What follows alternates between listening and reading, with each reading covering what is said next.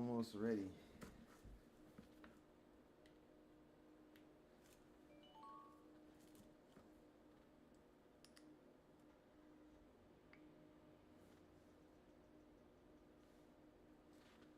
Okay, so since I finally got it to work, I want you to explain everything about the multi-stream. And I want you to do us a nil.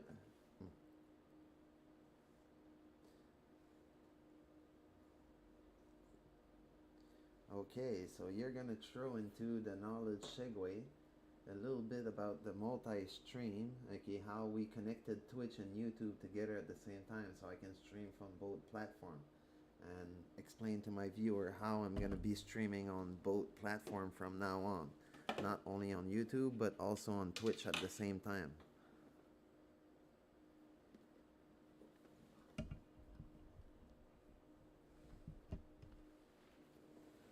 Expanding your reach by hitting Twitch and YouTube simultaneously is a massive milestone for a growing channel. Best of all, Twitch completely opened up its rules for simulcasting. It used to be a massive headache with rigid exclusivity contracts and anxiety over getting banned just for trying to grow. Now, Twitch actively allows you to stream to both platforms at the exact same time, with a couple of crucial 2026 ground rules you need to follow to keep your channel perfectly safe. Here is the exact technical breakdown and the talking points you can use. I'm gonna have to restart her. Expanding your reach by hitting Twitch and YouTube simultaneously is a massive milestone for a growing channel. Best of all, Twitch completely opened up its rules for simulcasting. It used to be a massive headache with rigid exclusivity contracts and anxiety over getting banned just for trying to grow. Now, Twitch actively allows you to stream to both platforms at the exact same time, with a couple of crucial 2026 ground rules you need to follow to keep your channel perfectly safe. Here is the exact technical breakdown and the talking points you can use to explain the new setup to your viewers on air. The rulebook, how to stay 100% compliant. Twitch is perfectly cool with your multi-stream setup, provided you respect these specific boundaries. 1. Quality parity. Your stream on Twitch cannot look worse than it does on YouTube. If you are pushing a crisp 1080p 60 FPS feed to YouTube, you must send that exact same high-quality encoding settings to Twitch. Don't give one platform a degraded experience. 2. The no link out rule. You are fully allowed to tell your audience verbally that you are streaming on both platforms, but you cannot post direct clickable links to your YouTube channel inside your Twitch chat or on your stream overlay. Twitch doesn't want you actively driving their live traffic off their platform mid-broadcast. 3. The unified chat greenlight. For a while, Twitch banned combined chat overlays, where text from YouTube and Twitch mix on screen. However, after massive community pushback, Twitch officially adjusted their enforcement. It is now completely safe to use a unified chat overlay, like via stream elements, so both sides of your audience can talk to each other right on your video layout. Critical warning. You are held responsible for everything that appears on your stream. If an unmoderated troll posts something that breaks Twitch's terms of service inside your YouTube chat, and it pops up on your unified stream overlay, your Twitch channel can still get hit. Make sure your moderation bot filters both sides. Talking to your viewers, the script. When you debut the multi-stream, your core community might wonder what's going on, or feel like the vibe is changing. The best approach is transparency. Here is a natural way to lay it out for them live. Hey everyone, massive announcement for the channel. Starting today, we are officially expanding our footprint. We are multi-streaming live on both YouTube and Twitch at the exact same time. If you've been a long-time YouTube regular, absolutely nothing changes for you. You can stay right here, use your emotes, and watch the stream exactly like you always have. But if you prefer the Twitch ecosystem, or you want to hang out over there, the doors are officially open. I've set up a unified chat right on the screen, so whether you are typing from Twitch or YouTube, we are all hanging out in the exact same room. We're building a bigger community together, so pick your favorite app, grab a seat, and let's get into it. How the hardware handles it. Since you are running a heavy physical hardware chain with your phone docked and your external mixer, your PC won't need to do any extra audio heavy lifting. To actually broadcast the single video/audio feed out to both platforms without tanking your system performance, you have two great options. The hardware route. OBS Multi-RTMP plugin. A free plugin for OBS Studio that duplicates your video encoder feed and sends it to both Twitch and YouTube keys simultaneously. It requires a solid internet upload speed since your PC is uploading the stream twice. The cloud route. Restream/StreamYard. Your PC sends out just one single stream to a cloud server, and their servers duplicate it and fan it out to Twitch and YouTube for you, using zero extra internet bandwidth or PC processing power.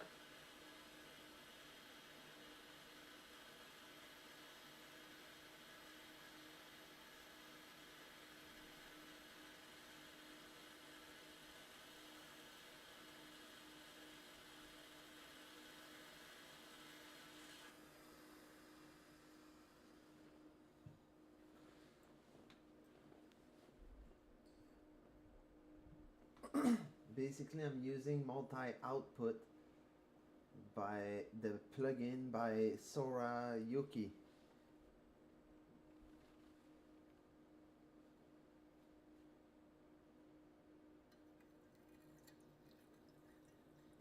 Using Sora Yuki's multi-output RTMP plugin is the absolute definitive way to multi-stream from a single PC. You bypassed all third-party subscription cloud middlemen and kept full granular control over your encoding pipeline. Because you chose this specific plugin, you unlocked a massive technical advantage that almost zero cloud streaming platforms can give you: encoder sharing and the Twitch VOD track. Here's the exact way Sora Yuki's plugin processes your data internally, and how to maximize it for your specific Twitch plus YouTube setup without destroying your PC performance.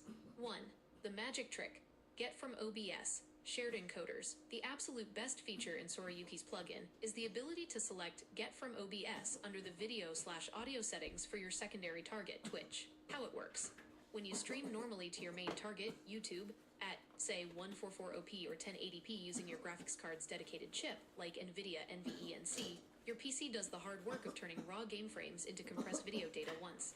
The resource save.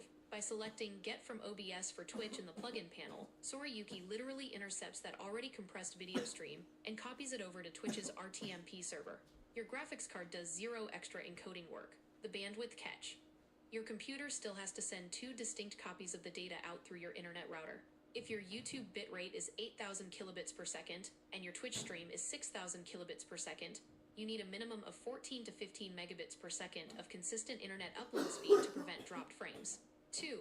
Managing the Twitch VOD track hurdle. Recent updates to the Sora Yuki plugin introduced native support for the Twitch VOD audio track. This is critical if you play copyrighted background music or alerts that you want live viewers to hear, but want completely removed from your saved VOD history so your channel doesn't get copyright strikes. In your advanced OBS audio settings, track 1 is your live stream audio mix, everything included: mic, game, phone, music. Track 2, or chosen track, is your designated Twitch VOD track, everything except the music. Inside the Sora Yuki plugin panel under your Twitch target, you can check the box to enable a separate VOD track and match the track number. When the stream hits Twitch's servers, it intelligently routes the clean audio to your recorded history. 3. The perfect layout checklist. To keep your streaming workflow completely smooth, configure the interface like this. 1. Main OBS settings. Set your primary destination to YouTube, since YouTube allows higher overall resolution and bit rates, letting you max out your stream quality. 2. The Sora Yuki dock. Keep the plugin window docked right into your OBS interface on your second monitor. 3. The sequence. You hit Start Streaming in OBS main first to trigger the YouTube broadcast, and then you hit Start inside the Sora Yuki dock to punch live into Twitch. This gives you a completely standalone, software-optimized studio network right on your PC, all feeding off your heavy-duty physical mixer and phone capture rig without costing you a single cent in monthly cloud fees.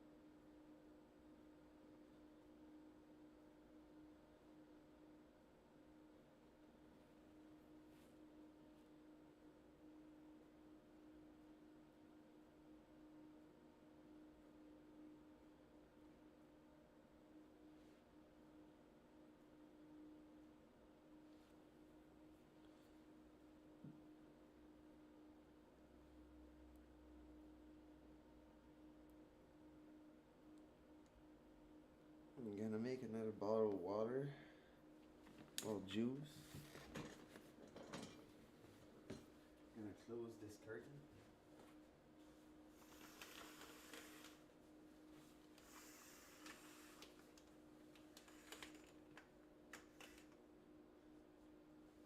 So we don't get the glare as much.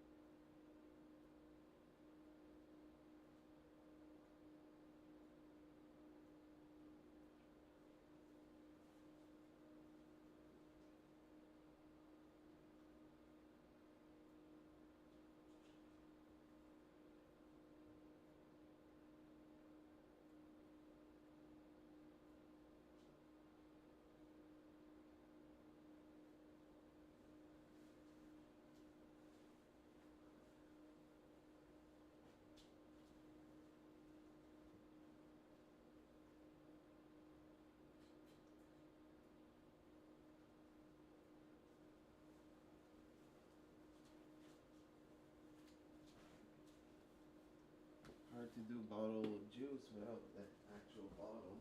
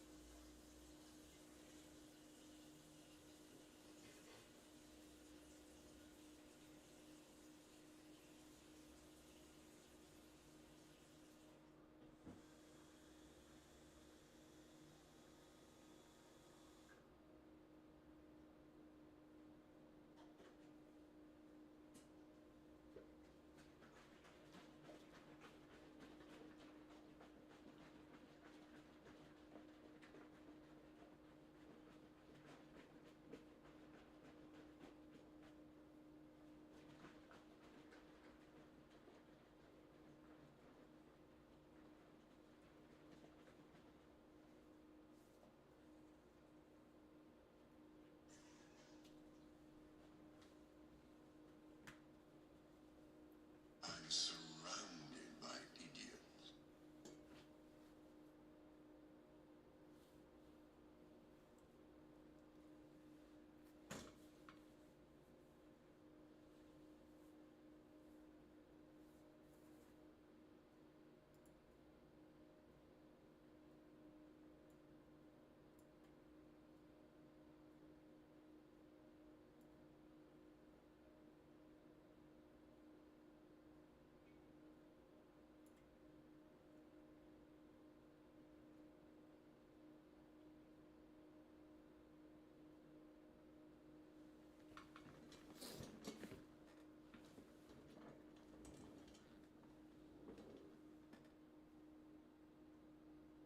So just before I launch a match, before is the first time I ever did put all that load on my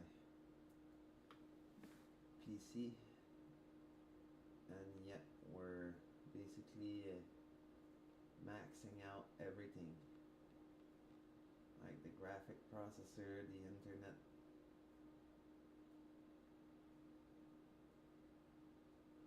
the RAM. We have a lot of headroom on the RAM.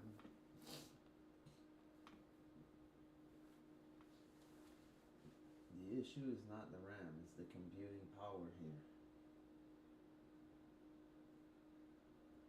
video encoder, and the 3D is the problem with the graphic card.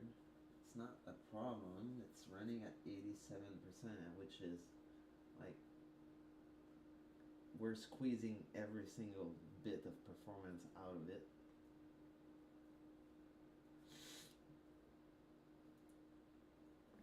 GB of RAM out of 24 on the system, and the CPU is locked at 50% at 3.5 gigahertz when it's at 3.4 gigahertz, so that's pretty good, pretty impressive too. I've seen it as high as 4.2 gigahertz depending on what I'm doing.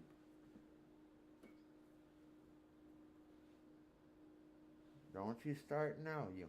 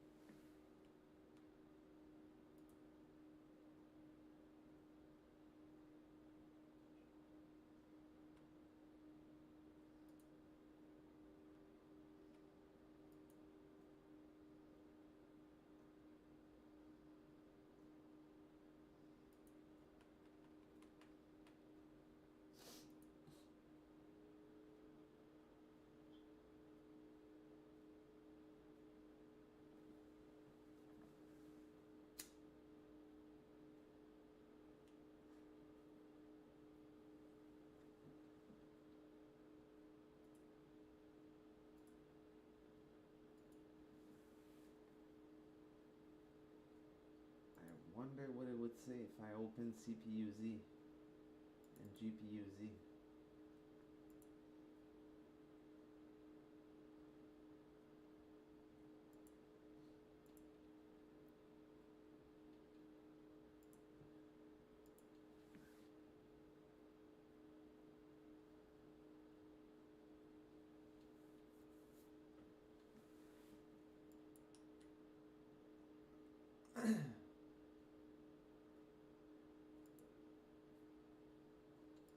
Usha Barracuda.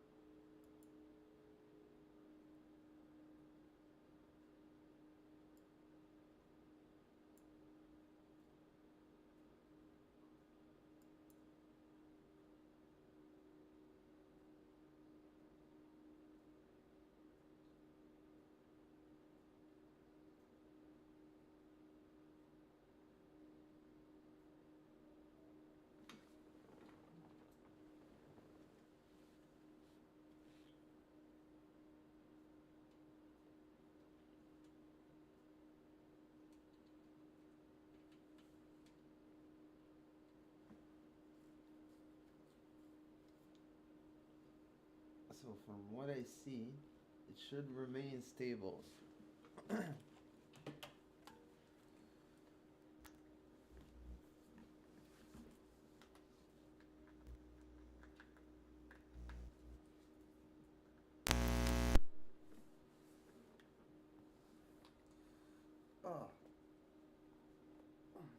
controller is so tight.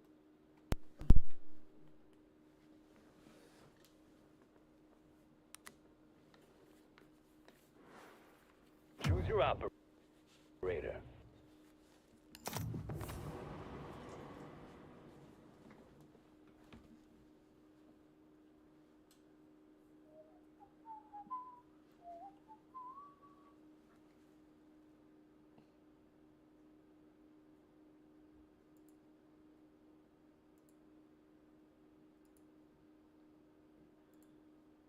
Reinforce the areas around both bombs.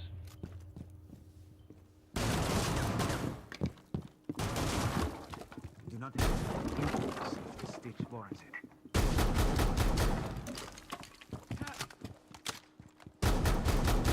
Swapping mag. Yes, line of fire. Frag out.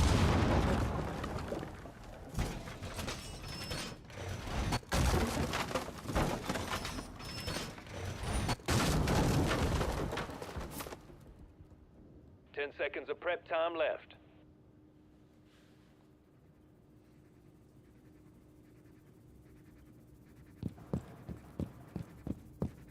The enemy's on their way. Defend the bomb sites.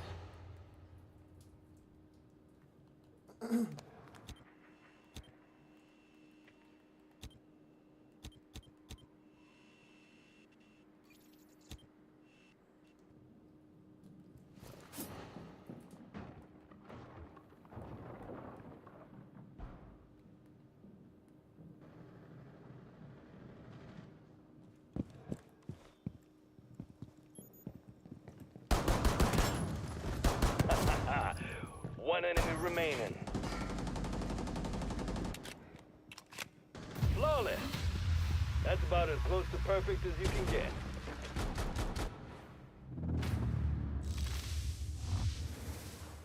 Select your operator.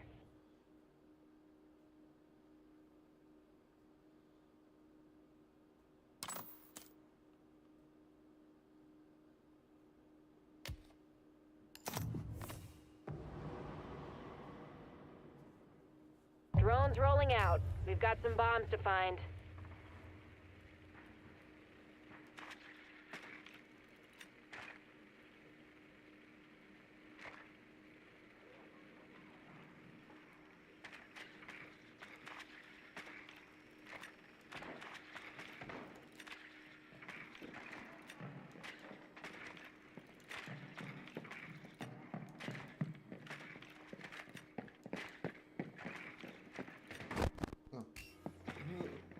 I was just playing. You've got 10 more seconds.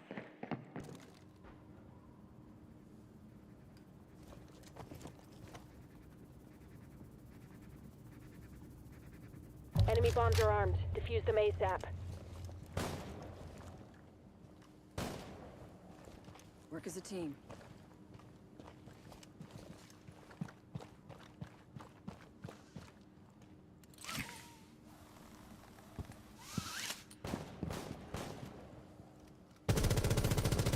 Drone active. Reloading.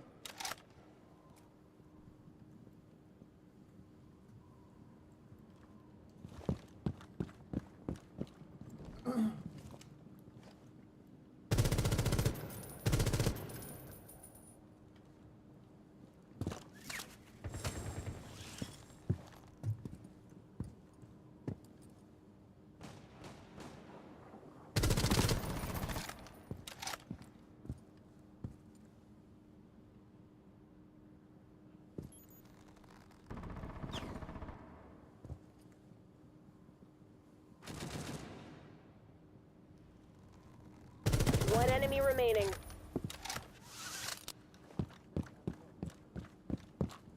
Clear the blast area.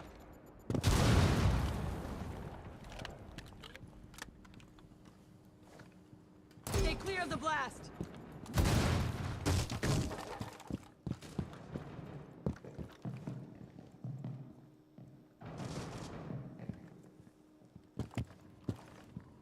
That's an ace. Exceptional work.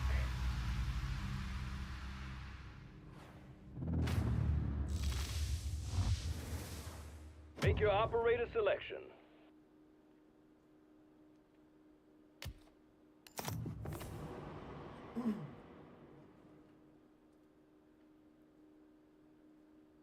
Reinforce the bomb sites. And if you spot a drone, break it. Plan is only as good as the intel it was based on. Be ready for anything.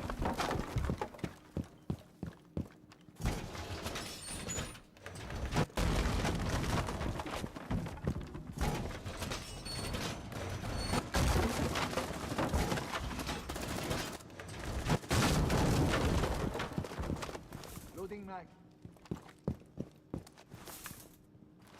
10 seconds of prep time remaining. Razor wire going up. Swapping mags. Enemy is on the way. Don't let them defuse our bombs. ADS deployed and ready to go.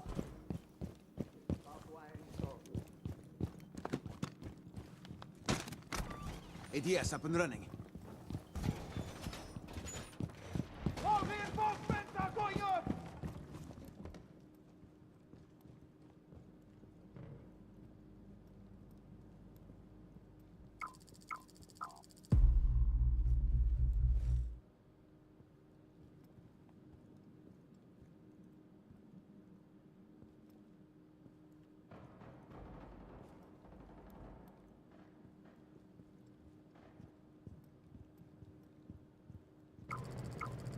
Only one enemy left.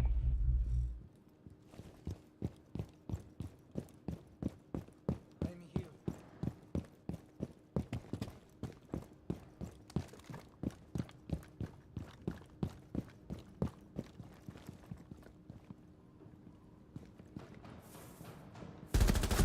One friendly still standing. He's low life.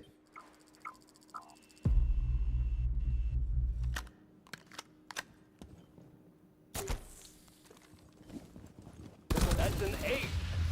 And some damn smooth operator. We won the match. Time to celebrate.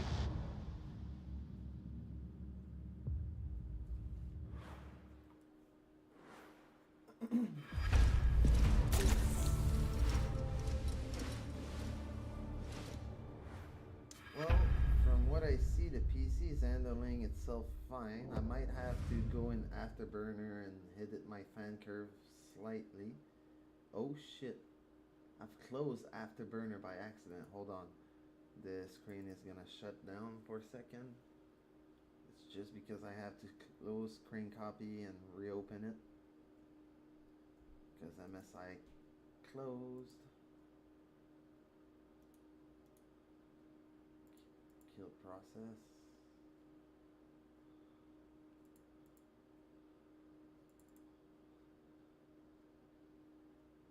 Yes, I give you admin permission. And I can reopen this. And then I'll open that. We'll set the fan on automatic, apply.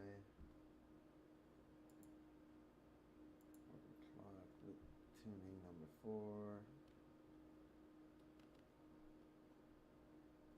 Can minimize this time, not close. Don't make the same mistake again. So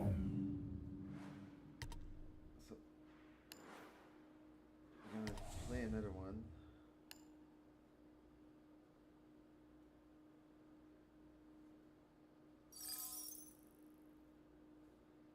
Just wonder how much challenge do I have to do for that event. Okay, one more like this. Gotta win 2 more rounds. Gotta play 5 match. Nah, boring.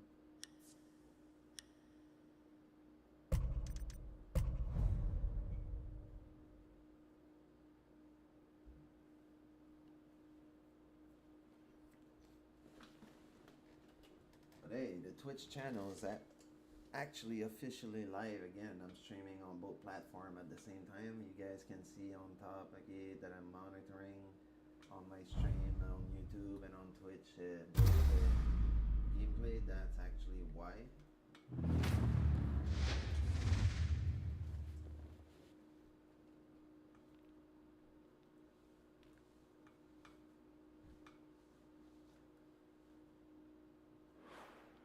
time to pick your operator.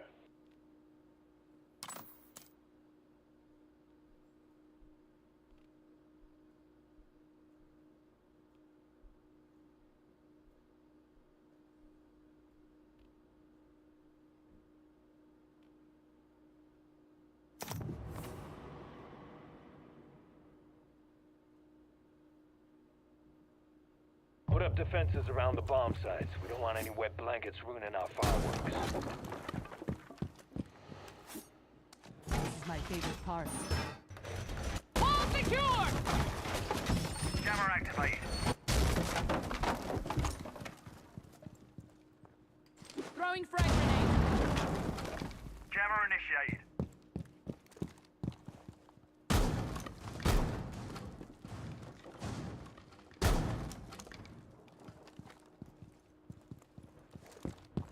10 seconds remaining.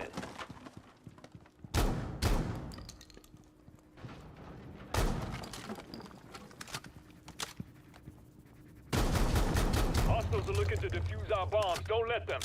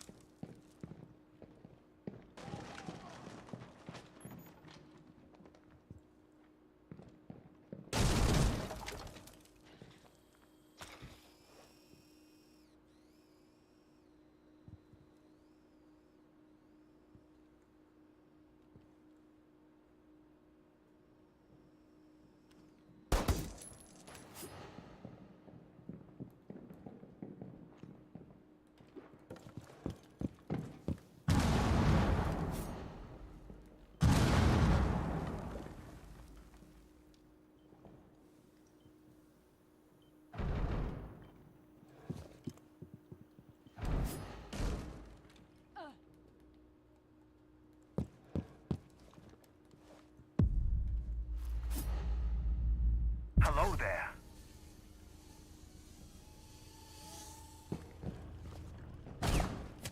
Eyes on the hostile. Swapping mags. Fuck. Desgraçado. Only one enemy left. Desgraçados. God damn. That ace cleared the field faster than a hurricane over a stadium. Pick your operator.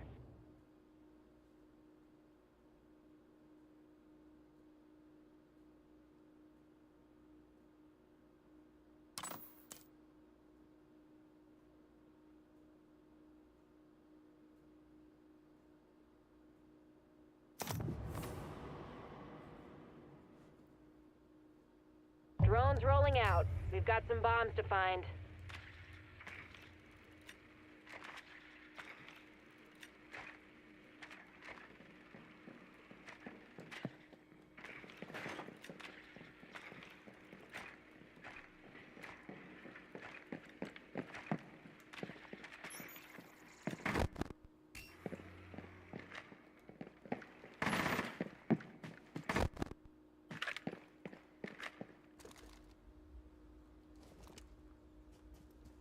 Ten seconds left.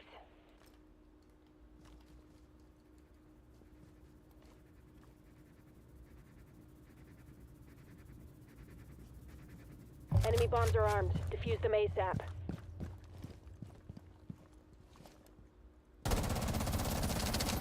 Let's watch each other's backs out there. Activating shock drone!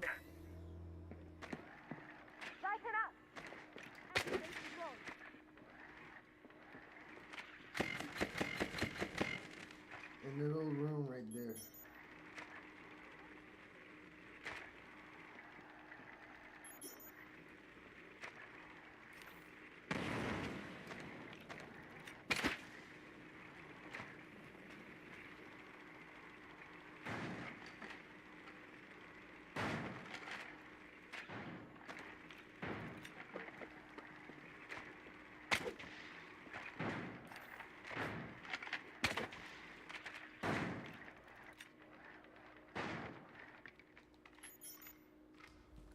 know where Bandit is.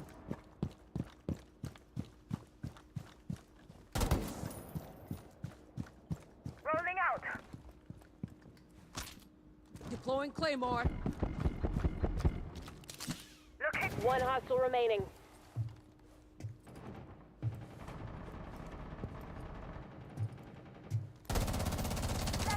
Reloading, cover me!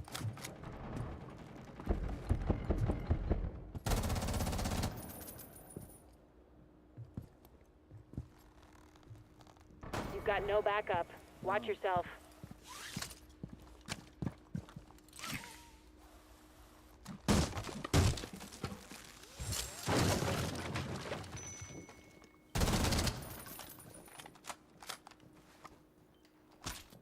Claymore mine deployed! Initiating the diffuser.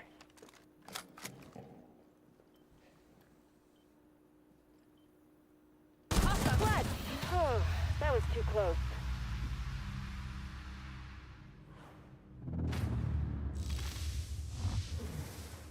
Choose your operator.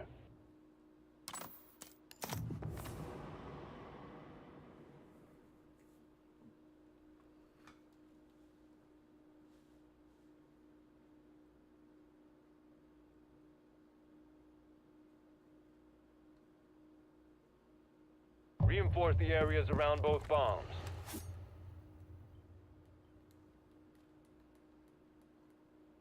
We're doing a bit more than scrumping here.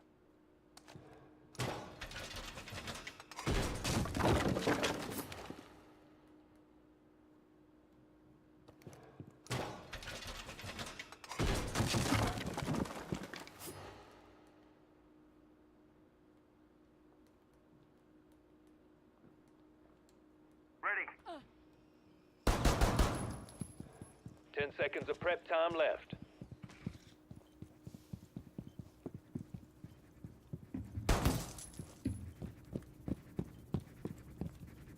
The enemy's on their way. Defend the bomb site.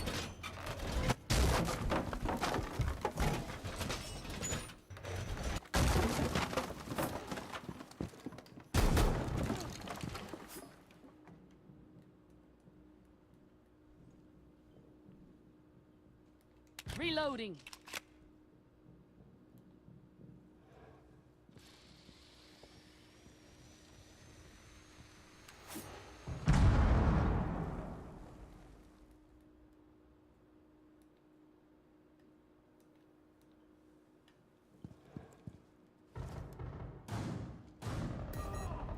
It's just you and the enemy now. Stay frosty. A friendly's position's been compromised.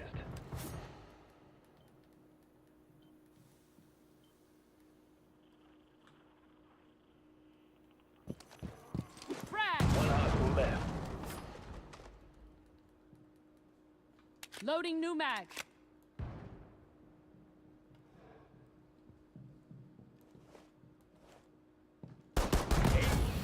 Well, we know who's gonna be celebrating tonight.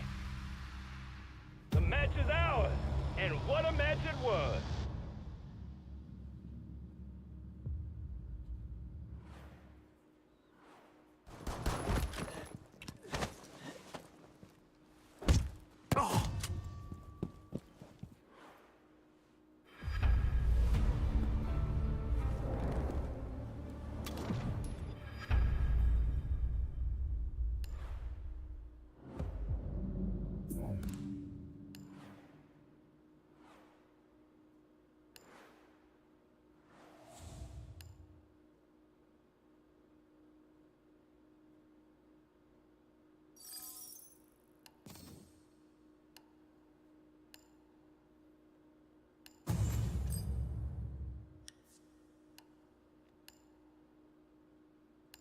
Finally.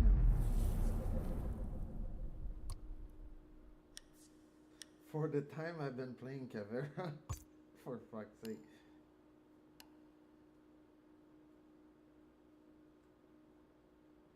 A new shitty banner. Border, I mean. Banners. New shitty banner as well.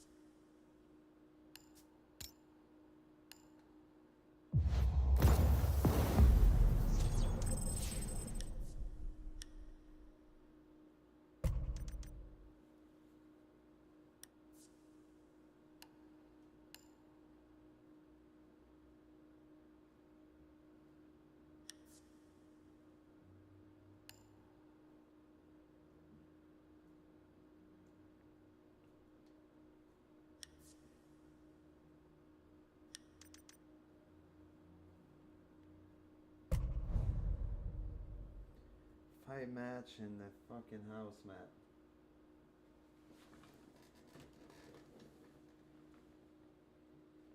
Guess they want me really warmed up by the time I hit the rank match.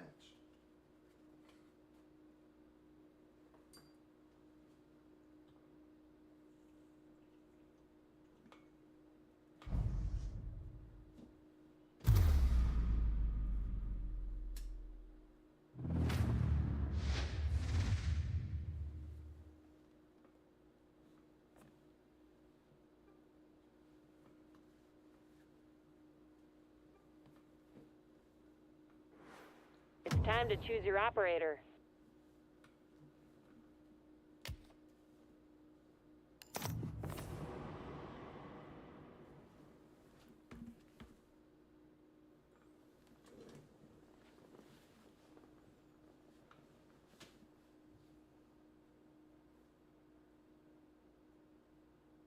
Drones are rolling. Find and mark those bombs.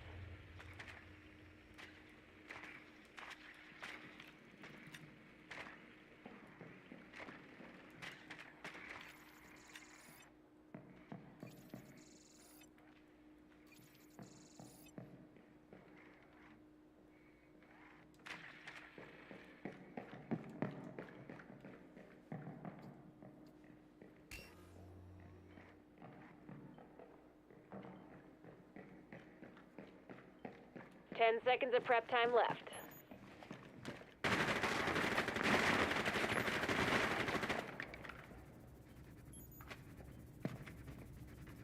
Enemy bombs are armed. Find and defuse them.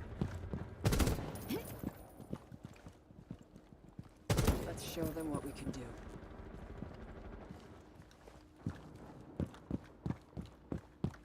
Enemy spotted! One enemy remaining.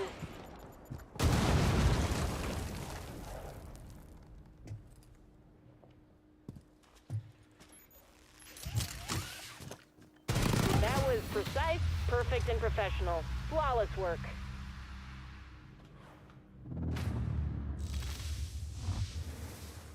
Make your operator selection.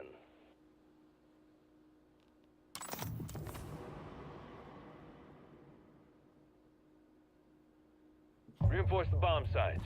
And if you spot a drone, break it. Whatever happens, I'm not waiting. Fortifying the wall!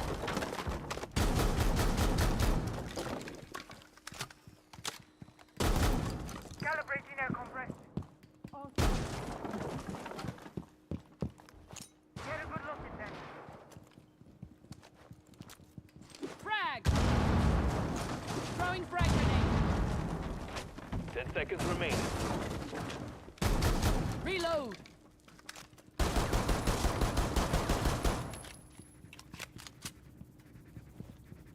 The enemy's on their way. Defend the bomb sites.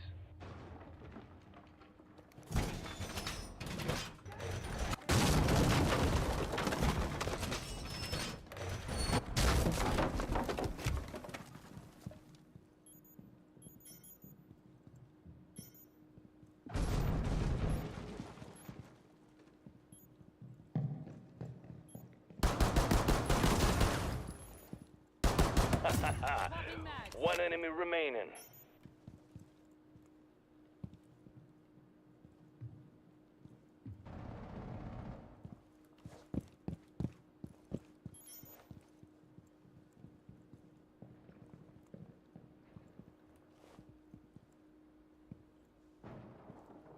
Changing mags.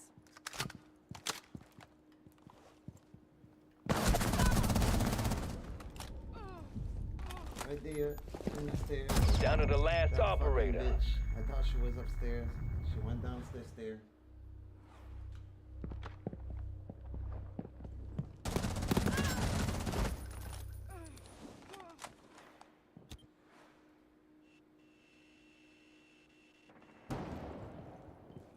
I'm speechless. Amazing clutch.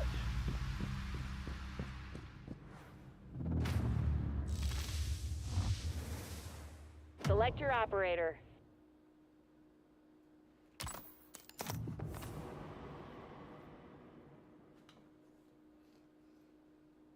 Drones are on the ground. Track down those bombs.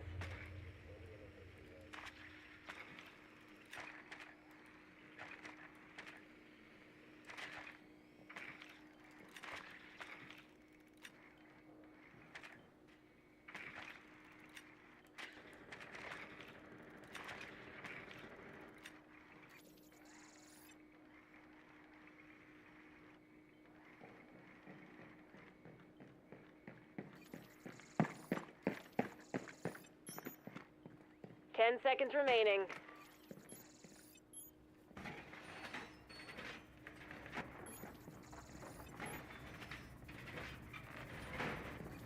Enemy bombs are primed to detonate. Find and defuse them. Work as a team. Clear the blast area. In position. In position to knock it down. Stay clear of the blast.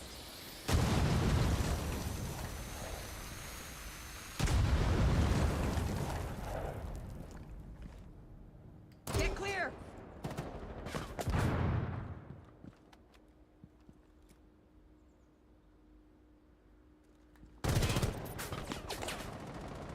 One hostile left. Diffuser's been dropped. One friendly remaining.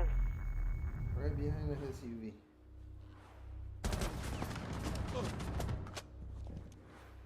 That's an ace. Exceptional work. Good job. That's a win. Nice work, operators.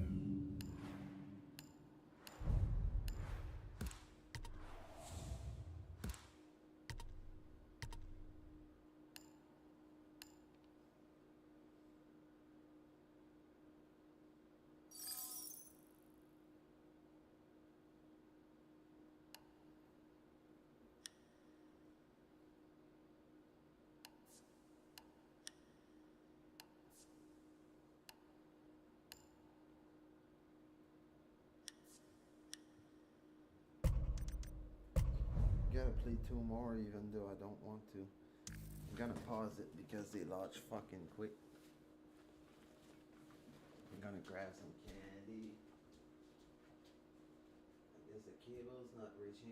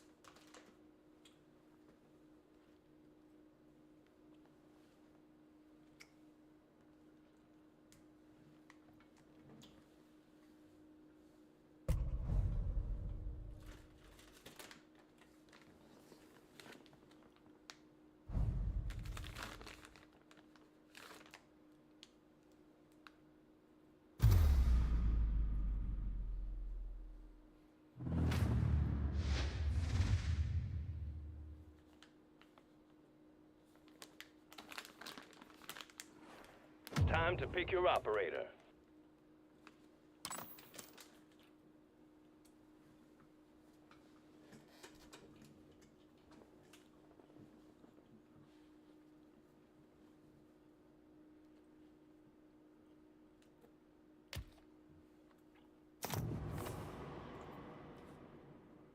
Put up defenses around each bomb site.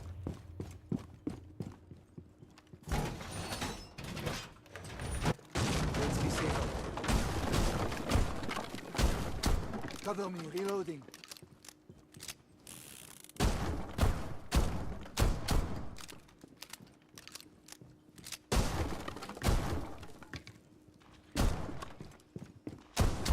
Reloading. Cover me.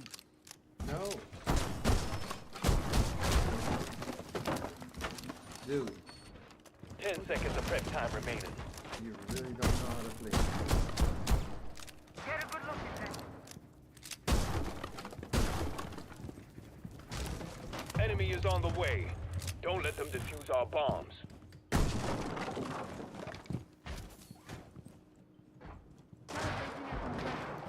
All set. Setting barricade. Barbed wire is up. Barbed wire going up.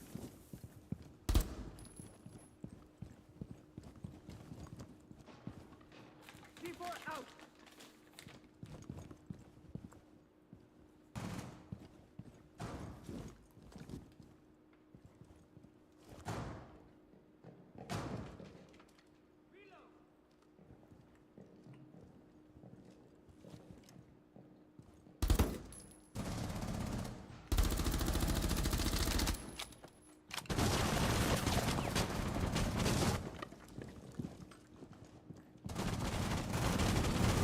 Flying solo from here on out. One hostile left.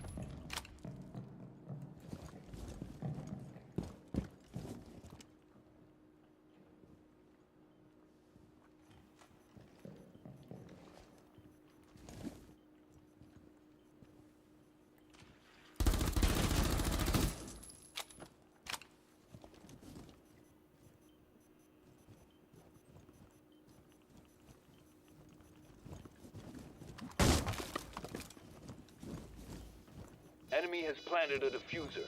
Get it off our bomb. Reloading.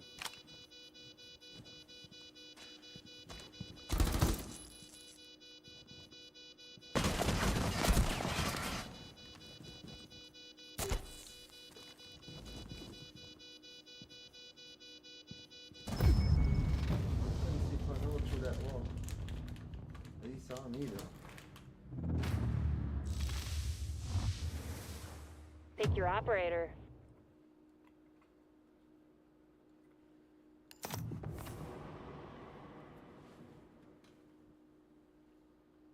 Drones rolling out. We've got some bombs to find.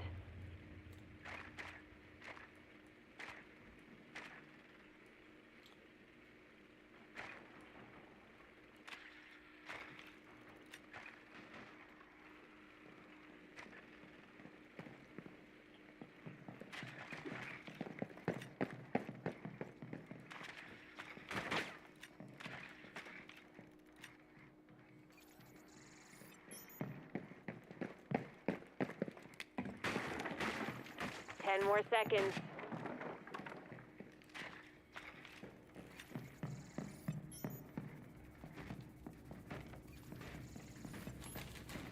Let's move, team. We've got some bombs to defuse.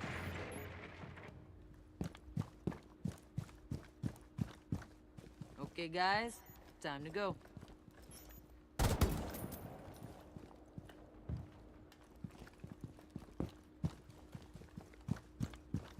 Enemy spotted.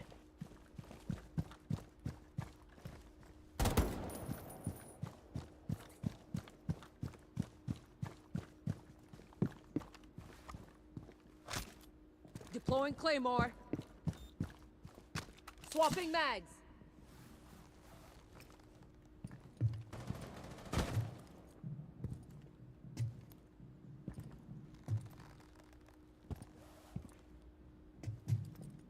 We've got eyes on a hostile. You're the only friendly left. Watch yourself. And a lock on target. One hostile remaining.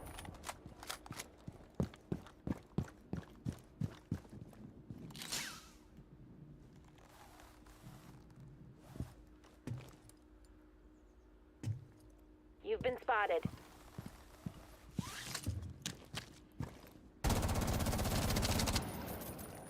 Starting shock drone.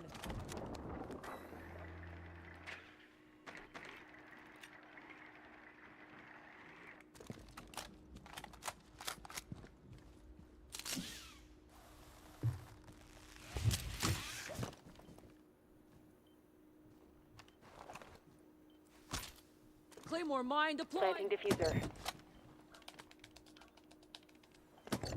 Bomb diffuser planted. Keep the enemy team away from it.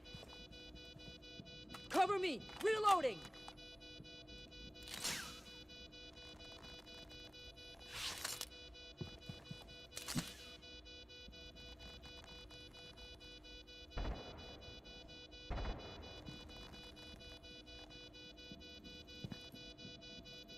Enemy spotted. Keep an eye on them. Only 30 seconds left.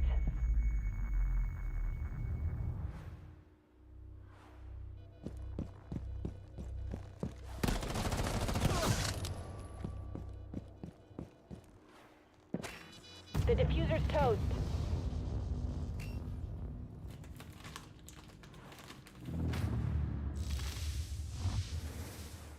Choose your operator.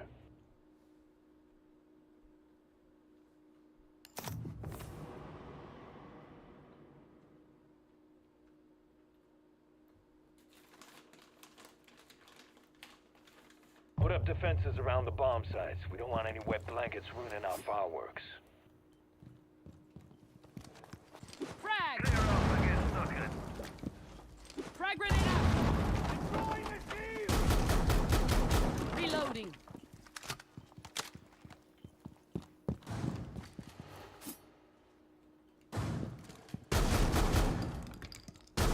Swapping mags.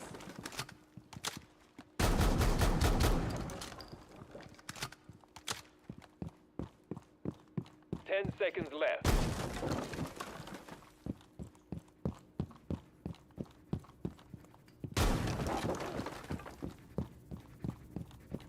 The enemy's on their way. Defend the bomb sites.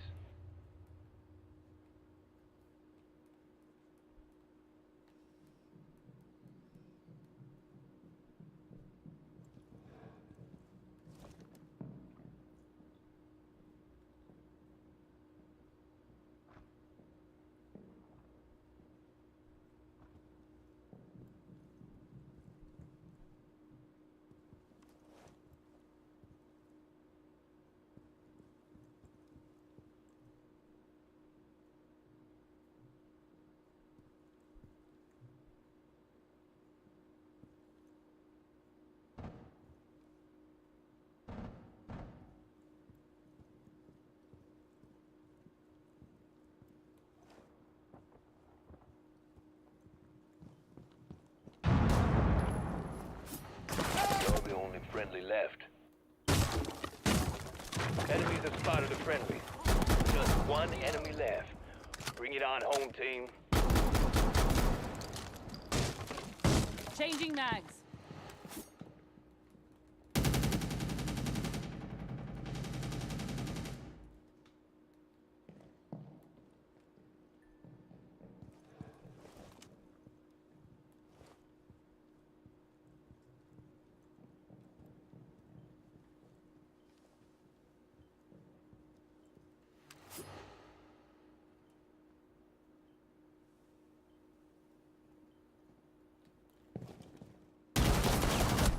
Swapping mags.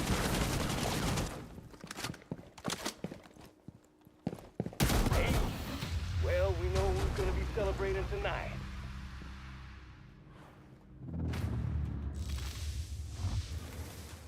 It's time to choose your operator.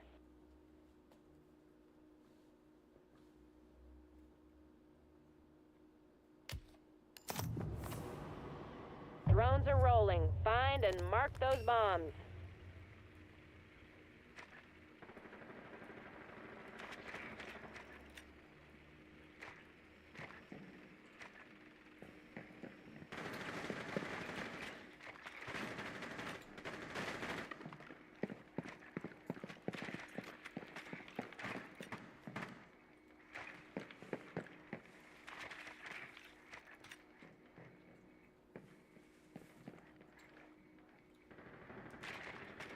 Ten seconds remaining.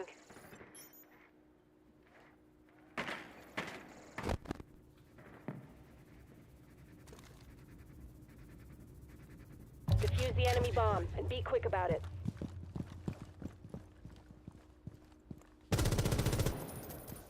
The hunt is on. Reload.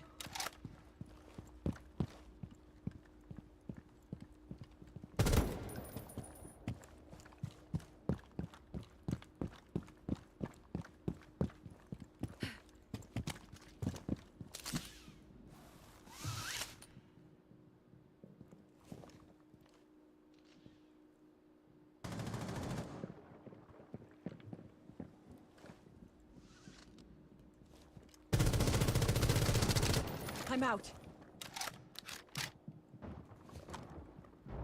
Watch for the blast.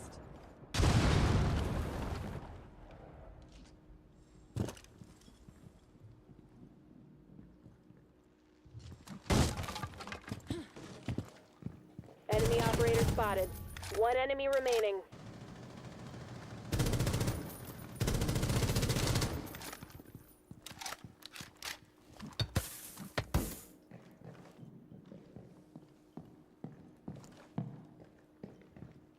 Damn, good mark. That was flawless. I have no notes.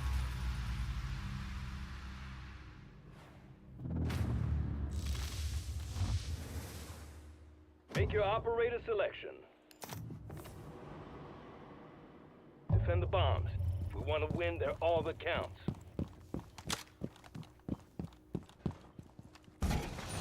This is my favorite part. All reinforced! All secured!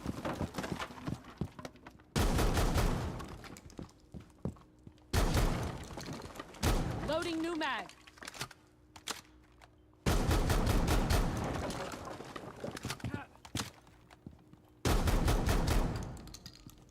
Reload.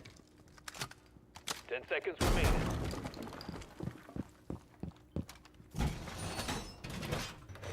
Fortifying the wall! Defend both bomb sites and discourage anyone with a diffuser.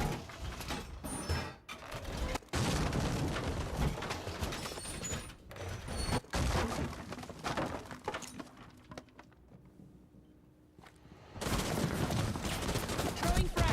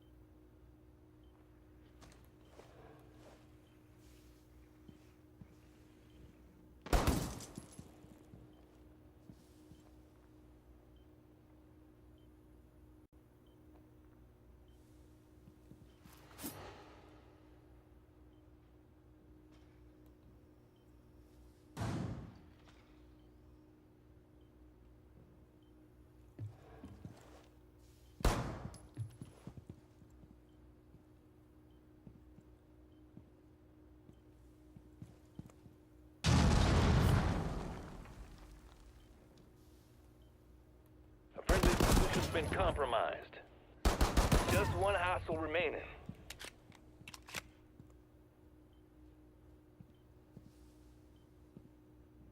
He's gonna have to come here. The diffuser is here.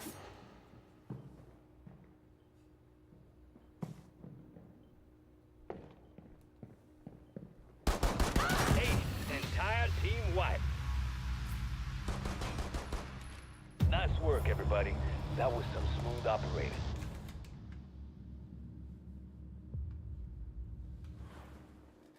Obviously.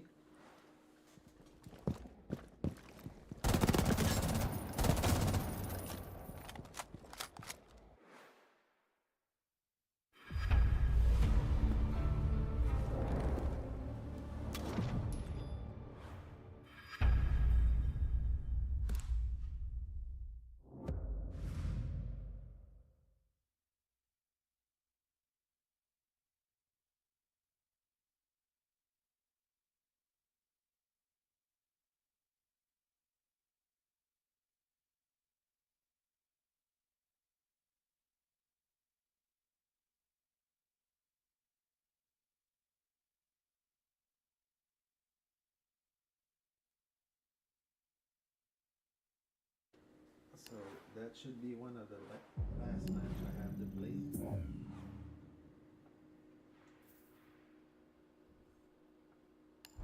Gotta play one last one. For fuck's sake.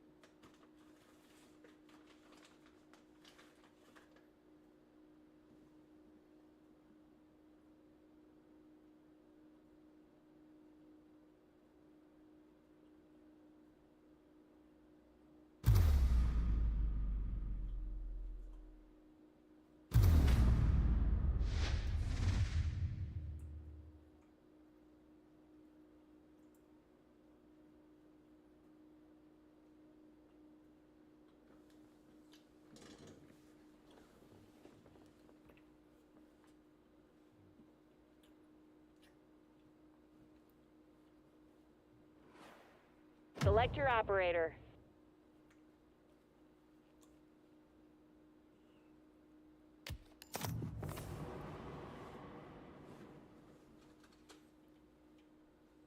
Goddamn's not even the right map.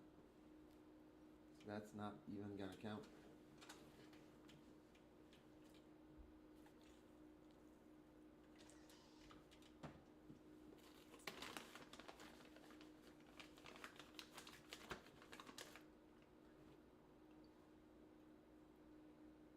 Drones deployed. Track down those bombs.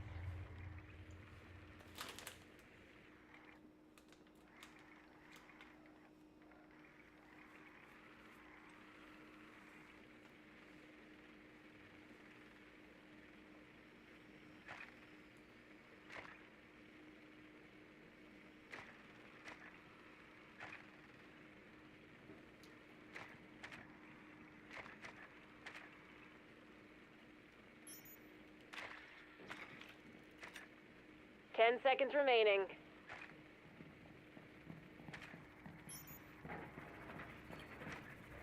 Wall fortified. Let's move, team. We've got some bombs to defuse.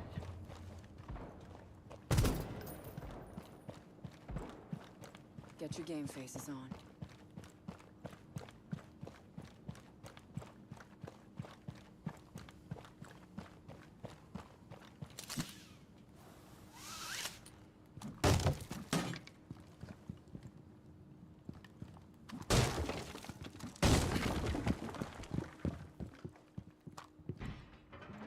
Clear the blast area.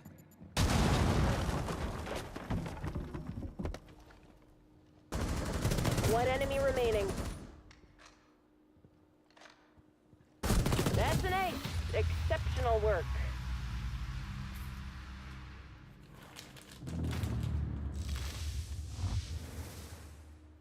Time to pick your operator. No, I don't play fair.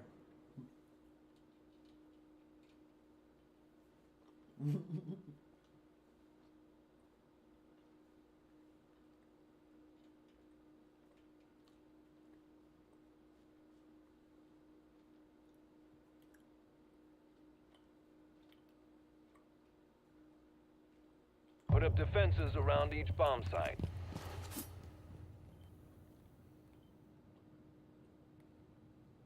Stay alert. Don't underestimate the enemy. EDD mounted. Let them come.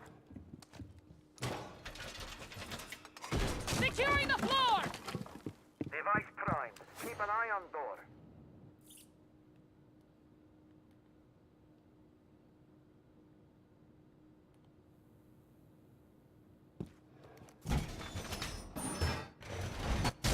You got 10 more seconds of prep time. Doorway trapped. Stay clear of blast zone. The enemy's on their way. Defend the bomb sites.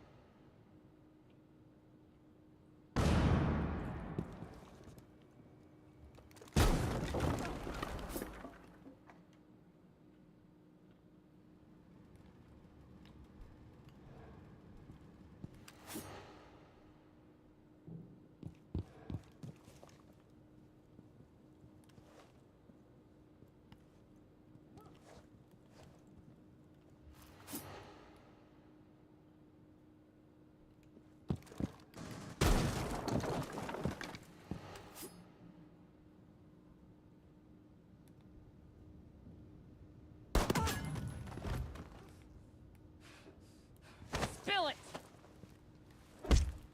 Just one hostile remaining.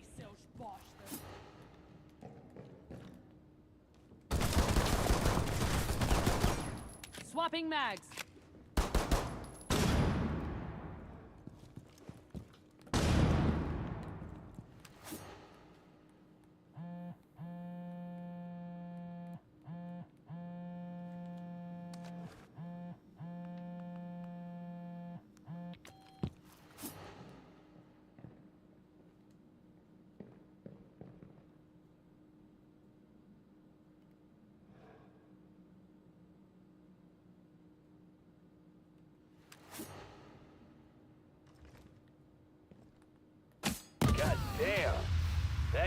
appears to feel faster than a hurricane over a stadium.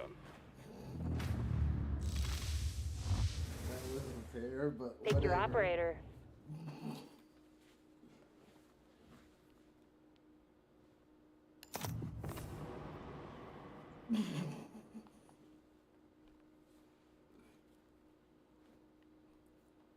I've jumped through the trap right in his face. He was still expecting me behind the stand.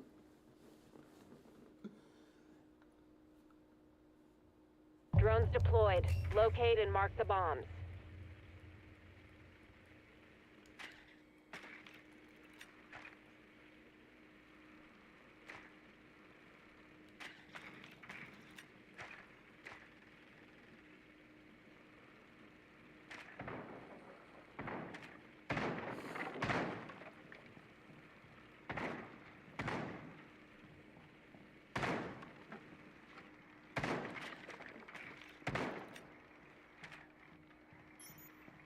Ten seconds of prep time left.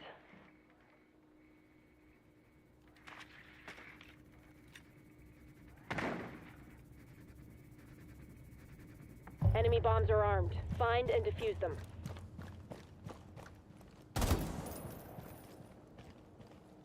Okay, seniors, check your pacemakers.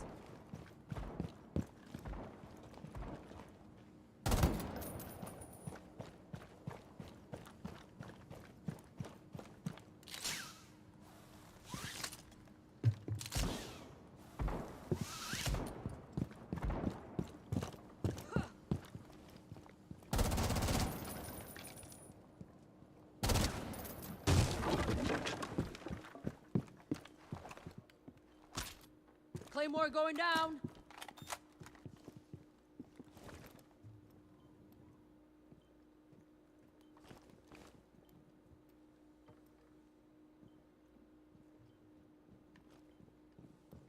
Come on, Deimos. Use your fucking ability, dude. Activating shock drone.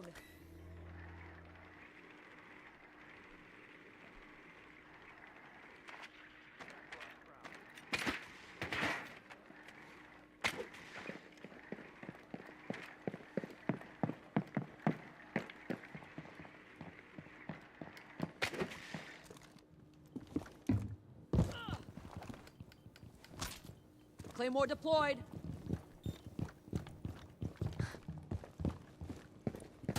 One hostile remaining.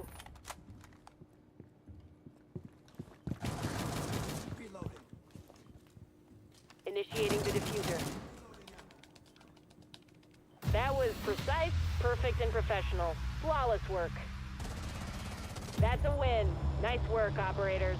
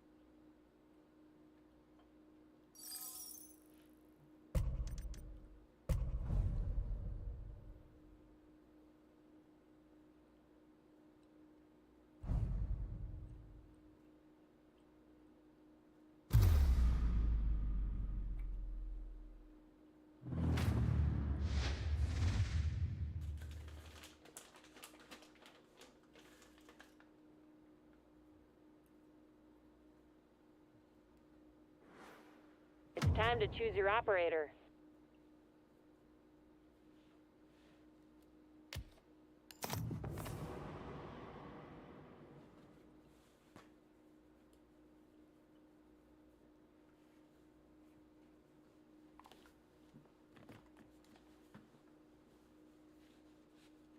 Drones are on the ground. Track down those bombs.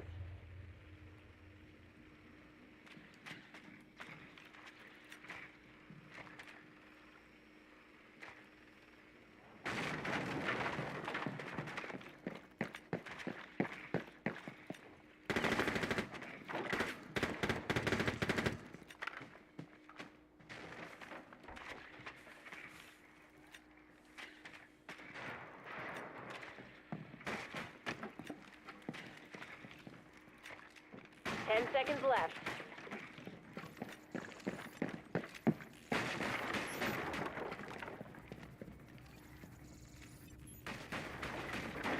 Let's move, team. We've got some bombs to defuse.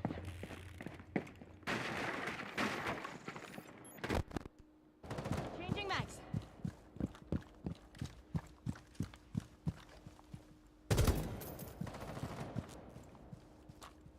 Get clear.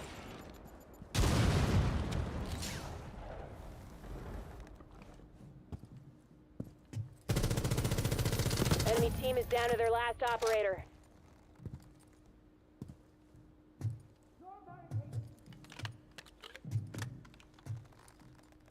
Watch for the blast.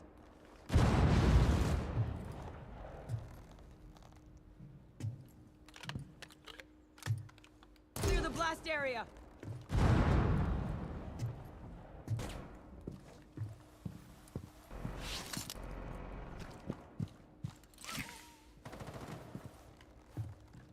You've got no backup. Watch yourself. That's an ace. Exceptional work.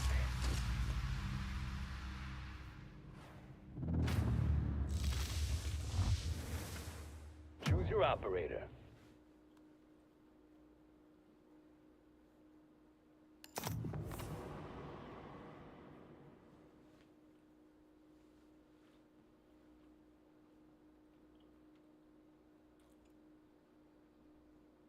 Put up defenses around the bomb sites. We don't want any wet blankets ruining our fireworks.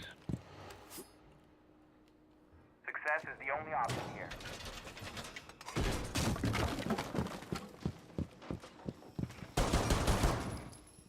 Your position's been compromised. Swapping mags.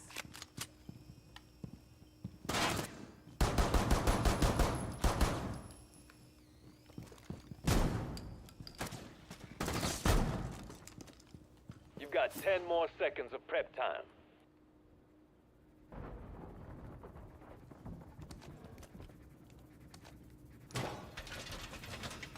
The enemy's on their way.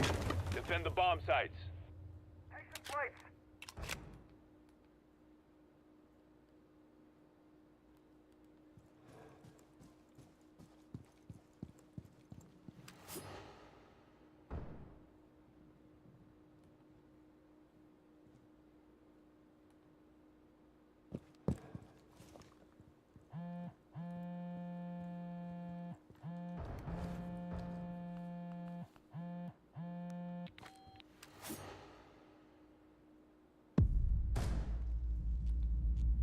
Hello there.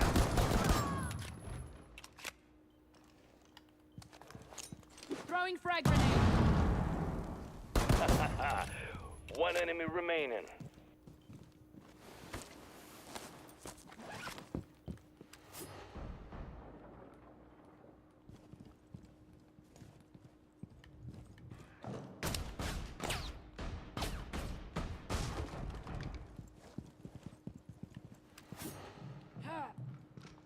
Eyes on the hostile. I believe we have our MVP. What an ace.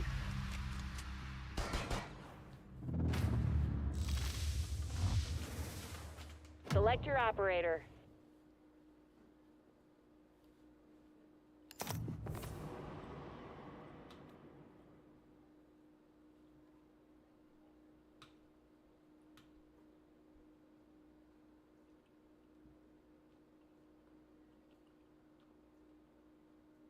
Drones deployed. Track down those bombs.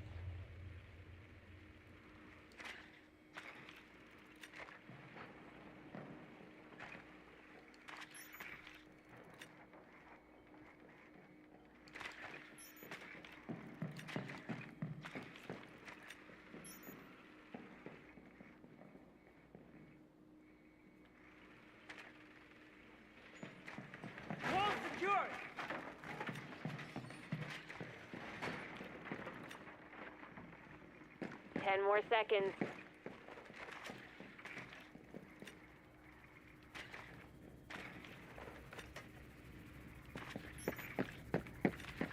Enemy bombs are armed. Defuse them ASAP. Okay, guys, time to go.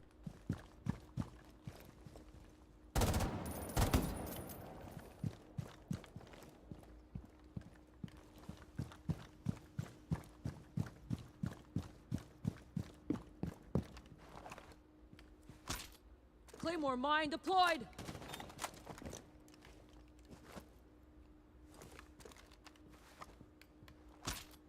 Deploying Claymore.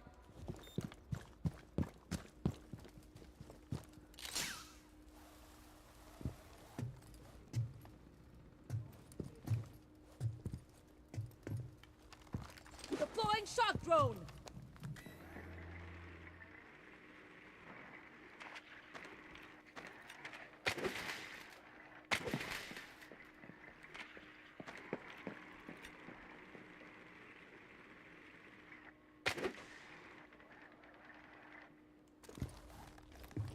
Got a lock on targets.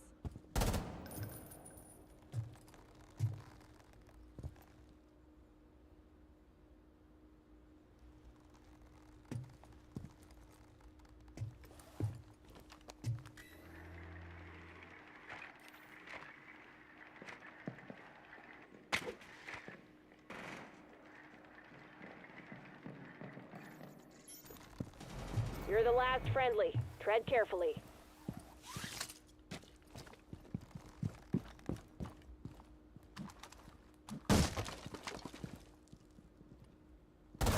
One hostile left.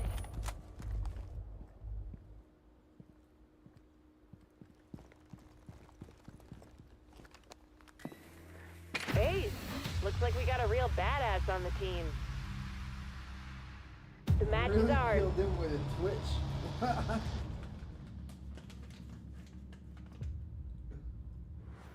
He was low. Holy fuck.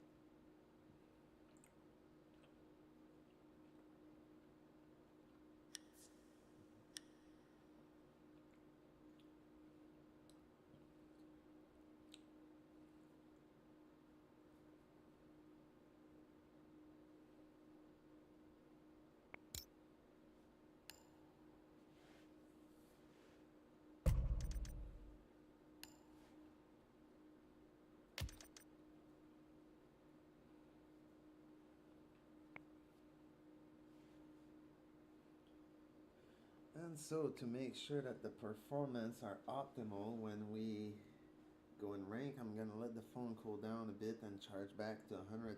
And in the meantime, I'm going to smoke a puff, smoke a cigarette. Oops, wrong overlay, sorry. And we're going to have a little knowledge segue.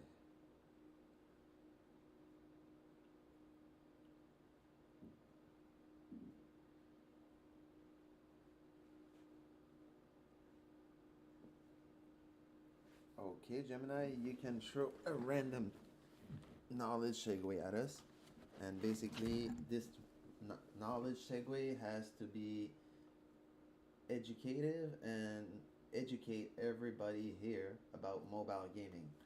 Throw a random fact at us that nobody here knows about, like something so complicated that nobody's aware of.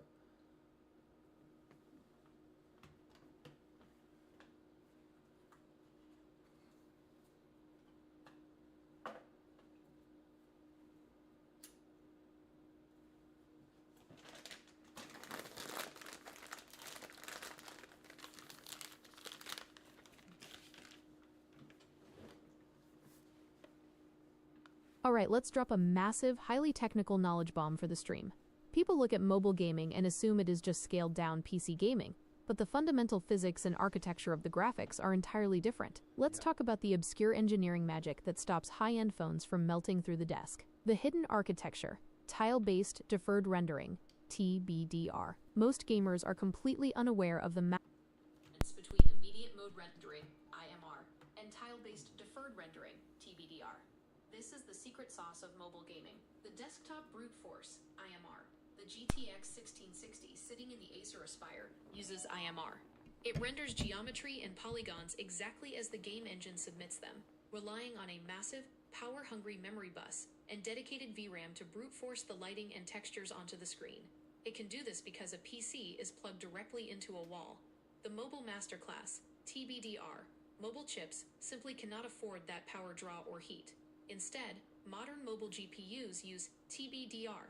The GPU divides the entire screen into tiny, independent grids, tiles.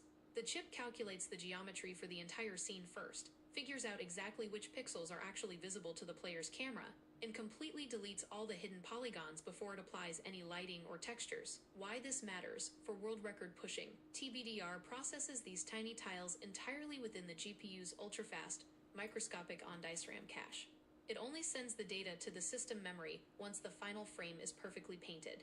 This reduces memory bandwidth usage by massive margins, which is the #1 creator of heat in a mobile device. When hardware is pushing a world record 3D Mark Wildlife Extreme score of 8,345, it is not just relying on raw, brute force clock speeds. That S26 Ultra engineering sample is achieving those numbers because the GPU is ruthlessly efficient at culling invisible math in real time, keeping the memory bus quiet and preventing the thermal threshold from tripping. It is outsmarting the rendering pipeline, not just overpowering it. How aggressive do you find the thermal throttling gets on that engineering sample when you are running Marathon Warzone mobile sessions compared to standard retail chips?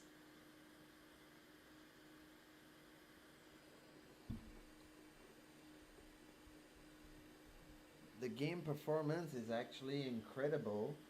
I could probably push the phone until it blows up in my hands. But yeah, basically the bottleneck here on the performance is basically the network card. I noticed that there's network latency issues when the phone gets really hot, and then it starts dropping packets, and on top of dropping packets, I noticed that my delay with my router and the server is increased.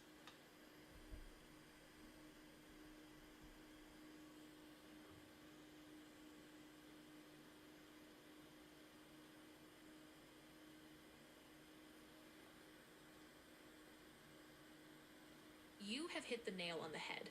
What you are experiencing is a classic, deeply frustrating bottleneck in cutting-edge mobile hardware. Because your engineering sample's GPU is so brilliantly efficient at handling geometry and rendering, it can maintain an incredible frame rate without breaking a sweat.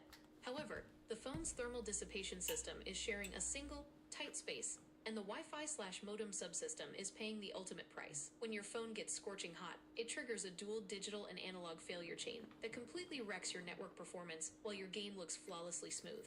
Here is exactly what is happening under the hood. 1. The analog nightmare, RF front end, RFFE meltdown. The most complex reason for your packet loss happens in the phone's analog radio components. As the internal temperature climbs past critical thresholds, it directly alters the physics of the Wi-Fi hardware. LNA noise figure degradation, the low noise amplifier, LNA, is responsible for catching the incredibly faint Wi-Fi 6 signal from your TP-Link router and amplifying it. High heat increases atomic thermal agitation inside the silicon. This drastically spikes the noise figure, destroying your signal-to-noise ratio, SNR. The phone can no longer distinguish the game data from background electrical static. Acoustic filter frequency drift. Smartphones use microscopic acoustic filters, like BAW or SAW filters, to block out background radio interference and focus purely on your Wi-Fi frequency. Heat causes the physical materials in these filters to expand. This expansion causes the filter's passband to drift off frequency, meaning it literally starts clipping off the edges of your actual Wi-Fi channel data. Because the signal arrives corrupted due to noise and drift, data packets are ruined mid-air. 2. The digital throttle, baseband DVFS. On the digital side, your phone's processor uses DVFS, dynamic voltage and frequency scaling, to protect itself from melting. While the system might give the GPU priority to keep the game running, it will aggressively throttle the clock speed of the integrated Wi-Fi baseband processor. When you are on a high-speed 1.5 gigabits per second Bell network, data is flying into the device at an immense rate. If the Wi-Fi chip's clock speed is slashed due to heat, its internal processing buffers overflow instantly. When the buffer fills up because the throttled chip can't process the frames fast enough, it has no choice but to simply drop incoming packets. 3. The retransmission ping spike spiral. This explains why your latency and delay to the router suddenly skyrocket. In networking protocols, when a packet is dropped or arrives corrupted, the phone can't just ignore it. It has to execute a MAC layer retransmission. The phone stops what it is doing, tells the router, hey, I missed that last chunk of data, send it again, and waits. If your phone is dropping 5% to 10% of its packets due to heat, it is constantly demanding resends. This creates a massive traffic. I'm dropping less than 1% of my packet. It's actually less than 0%, but the thing is that it still causes game performance issues with latency. That invisible latency is the ultimate killer in fast-paced competitive games, like Rainbow Six Mobile or COD. If you are dropping virtually 0% of your packets, your signal is physically clean enough to arrive in one piece, but the timing of those packets is getting completely warped. When hardware gets hot, you can experience severe lag spikes and desync without a single dropped packet showing up on a standard network counter. Here is exactly why your latency is spiking while your packet loss stays at 0. 1. The multi-queue bottleneck, buffer bloat on the chip. When you are streaming and gaming simultaneously on a phone, your device is running two massive competing network pipelines. The ingress/egress game data, tiny ultra-fast packets that need immediate real-time priority. The outbound video stream, massive, continuous. You forgot that we're running screen copy here on OBS with the multiple outputs on my GTX 1616, my i7 2600, on an Acer Aspire M3970 ES11P with a Corsair H60 and a Corsair TX750 and 24 gigabyte of RAM. We're using screen copy wirelessly. You forgot that already. But yeah, I'm streaming to Twitch and YouTube at the same time.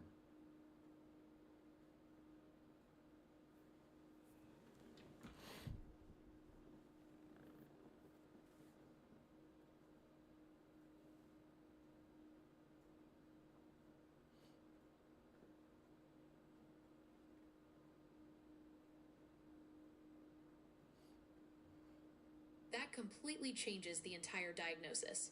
My apologies for missing the wireless smoking detail, because that is the absolute smoking gun for your latency issue. If you are running the game locally and simultaneously blasting the screen capture wirelessly to the Acer Aspire via SCAPI over the Wi-Fi network, the thermal throttling we talked about is actually just the secondary problem. The primary bottleneck is airtime contention and half-duplex Wi-Fi physics. Here's the exact reason your ping is spiking while your packet loss stays at 0%, and how your hardware setup is reacting to it. The half-duplex nightmare. Wi-Fi is inherently half-duplex. Unlike an Ethernet cable that can send and receive data at the exact same time on different wires, a Wi-Fi antenna can only do one thing at a time. It is either talking or listening. It cannot do both simultaneously. By running wireless SCRPI alongside a competitive shooter, you are forcing the phone's network card into a brutal juggling act. 1. listening for incoming game state updates from the server. 2. Talking to the server with your movement and shooting inputs. 3. Screaming a continuous massive high bitrate video stream of your screen across the local network to your PC. The Q starvation effect. Scrpy defaults to a very high bitrate, often 8 megabits per second or more, to keep that overlay looking crisp on OBS. That massive stream of video data dominates the Wi-Fi radio's talk time. When you pull the trigger in-game, that tiny critical 64-byte packet of data needs to leave the phone instantly. But because the Wi-Fi radio is currently busy transmitting a massive chunk of Scrpy video data to your TP-Link router to forward to the PC, that gunshot packet gets stuffed into the outbound buffer. It sits there waiting for the video frame to finish transmitting. It doesn't get dropped, which is why you see 0% packet loss, but it gets delayed by 20 milliseconds to 80 milliseconds. That is the exact cause of your invisible latency and in-game desync. Why heat makes it worse? When the phone gets hot and the Wi-Fi chip throttles its clock speed to survive, the time it takes to transmit those heavy Scrpy video frames takes just a few milliseconds longer. That tiny slowdown compounds instantly, backing up the queue even further and creating massive, noticeable lag spikes. The ultimate fixes for the setup.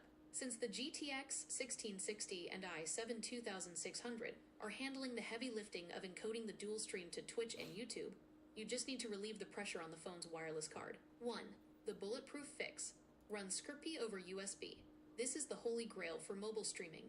By plugging the phone directly into the PC via a high-speed USB-C cable and running Scrpy wired, you instantly completely offload the massive video stream from your Wi-Fi network. Your Wi-Fi card goes back to doing only one job, handling the tiny, ultra-fast game packets. Your latency will instantly drop and stabilize, regardless of how hot the phone gets, because the USB bus handles the screen mirroring natively. 2. The wireless compromise. Choke the Scrpy bitrate. If you absolutely must stay wireless to keep your hands free of cables, you have to manually reduce the network load Scrpy is putting on the local Wi-Fi. You can launch Scrpy via the command prompt with limits applied to lower the footprint, giving the game packets room to breathe. Add the bitrate flag. Scrpy video bitrate 4M drops the video to 4 megabits per second. Add the resolution limit.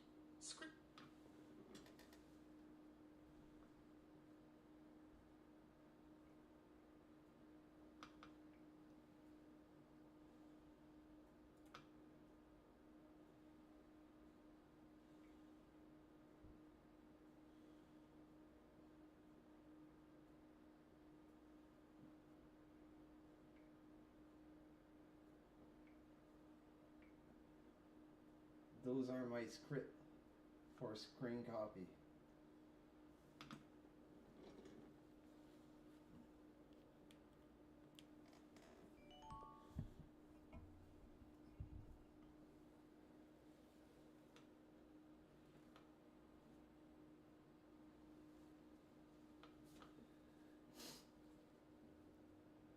Looking at those scripts, we have found the exact culprit for your invisible latency and ping spikes. The settings you are running are beautifully optimized for visual quality, but they are absolutely nuking your duplex Wi-Fi connection. Let's break down the bottlenecks in these scripts and rewrite them to fix your lag without ruining how the stream looks. The problem: the 16 megabits per second bottleneck. You have Nash video bitrate equals 16M set on both the S26 Ultra and the Tab S9 Ultra. Pushing a continuous 16 megabits per second wirelessly from a phone, while it is simultaneously trying to send and receive real-time gaming packets, is causing massive airtime contention. That 16M video stream is shoving your tiny 64-byte game packets into the waiting queue, causing the exact buffer bloat and desync you are experiencing. Additionally, max FPS equals 70 is forcing the phone to encode and transmit frames that Twitch and YouTube, capped at 60 FPS, will just throw away, wasting even more bandwidth. The fix: high-efficiency codec and bitrate squeeze. We can maintain excellent visual quality on OBS while drastically reducing the wireless load by switching the codec and dropping the bitrate. Both of your devices have incredibly powerful hardware encoders, and your GTX 1660 can easily decode the highly efficient H.265 HEVC format. By switching from H.264 to H.265, we can cut the bitrate down to 6 megabits per second or 8 megabits per second, and it will look almost identical to the 16 megabits per second H.264 stream, instantly freeing up massive amounts of Wi-Fi bandwidth for your game packets. Here are your optimized scripts. Right-click your link to .bat files, hit Edit, and replace your commands with these. For the S26 Ultra R6M, for the Tab S9 Ultra, what changed? Dashes. Video codec equals H265. Swaps to HEVC encoding. It compresses the video much better before sending it over the air. Nash of video bitrate equals 6M.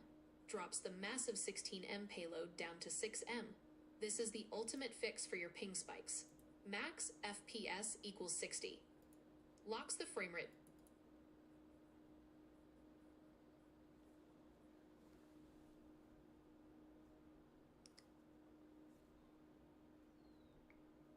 Looking at those scripts, we have found the exact culprit for your invisible latency and ping spikes. The settings you are running are beautifully optimized for visual quality, but they are absolutely nuking your half-duplex Wi-Fi connection.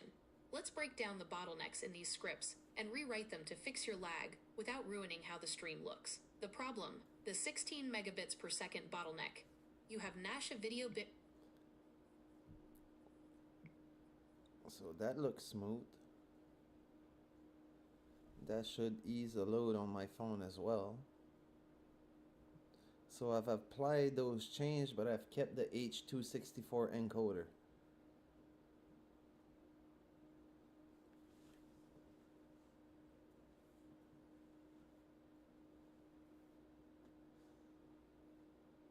Gonna try something real quick.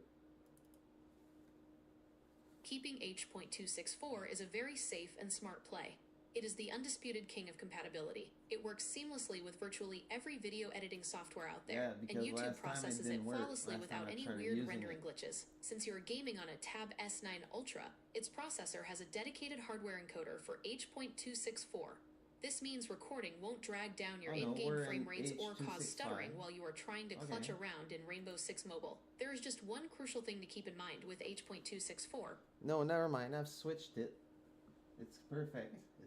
It's okay.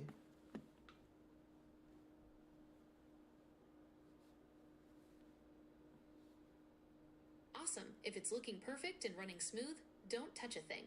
Finding that exact sweet spot where the quality is crisp and the tablet doesn't lag is the hardest part. Once you have it dialed in, you're golden. Now that the tech side is locked down, you can focus 100% on hitting those clips and climbing the ranks. So hit us with another last knowledge segue while I smoke another dab. Could be anything.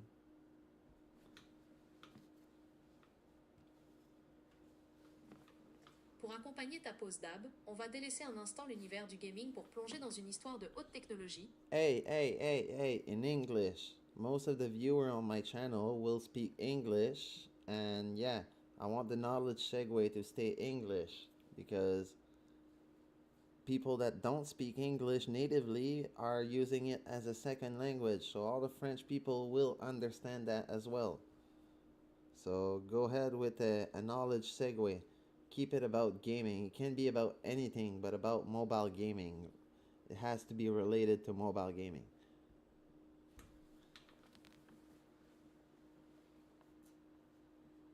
Got it. Making the switch to English. That's actually a very smart strategy for growth. English gives you a global reach, and like you said, the gaming community worldwide uses it as a universal second language. Since you're taking a hit, and we're talking mobile gaming, let's look at the absolute wild, rule-breaking history of how mobile gaming completely inverted the video game industry, and the psychological trick that made it happen. The $71 mistake that changed gaming history. Back in 2009, 3 guys in Finland were running a tiny, struggling game studio called Rovio. Yeah. They were on the verge of bankruptcy, having made 51 games that completely flopped. They had just enough money left for one final shot. They noticed everyone was buying the new iPhone, but early mobile games were just clunky parts of console games with terrible on-screen joysticks. So they designed a game built exclusively for a touchscreen, pulling back a slingshot with your thumb. That game was Angry Birds. But here's the crazy part that blew open the mobile gaming market. When they launched it on the Apple App Store, they priced it at 99 cents. Before this, the video game industry believed that for a game to be good, it had to cost $40 to $60 on a disc. Rovio's 99-cent price tag shattered the barrier to entry. Suddenly, millions of people who had never bought a PlayStation or Xbox in their lives became gamers overnight while waiting in line at the grocery store. It became the first mobile game to hit 1 billion downloads, turning a dying studio into a multi-billion-dollar empire. The rise of the gacha and the microtransaction shift as mobile hardware got more powerful, evolving into the beastly chips we have today. The monetization evolved into something even more fascinating and controversial. the free-to-play F2P model, powered by the gacha system or battle passes. The term gacha comes from Japanese gashapon vending machines, those capsule toys where you put a coin in, turn the crank, and get a random toy. Mobile developers realized that players might hesitate to pay $10 up front for a mobile game, but they would happily download a high-quality game for free, and then spend $2, $5, or $20 at a time for a chance to unlock a legendary character, a rare weapon, or a premium cosmetic skin. This psychological shift completely flipped the script. Today, mobile gaming doesn't just compete with PC and console, it dwarfs them. Mobile gaming accounts for over 50% of the entire global video game market's revenue, making more money annually than the global box office and music industries combined. That's exactly why massive competitive tactical franchises like Rainbow Six, Call of Duty, and Apex Legends pivoted so hard into making dedicated mobile titles. They realized the ultimate gaming platform isn't sitting under a TV. It's already right there in everyone's pocket. Enjoy the rest of your smoke. Let me know when you're ready for the next round.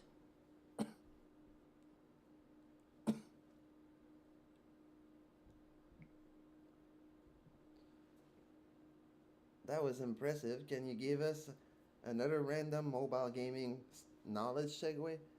That was pretty interesting. I thought you were going to talk about Flappy Bird at first.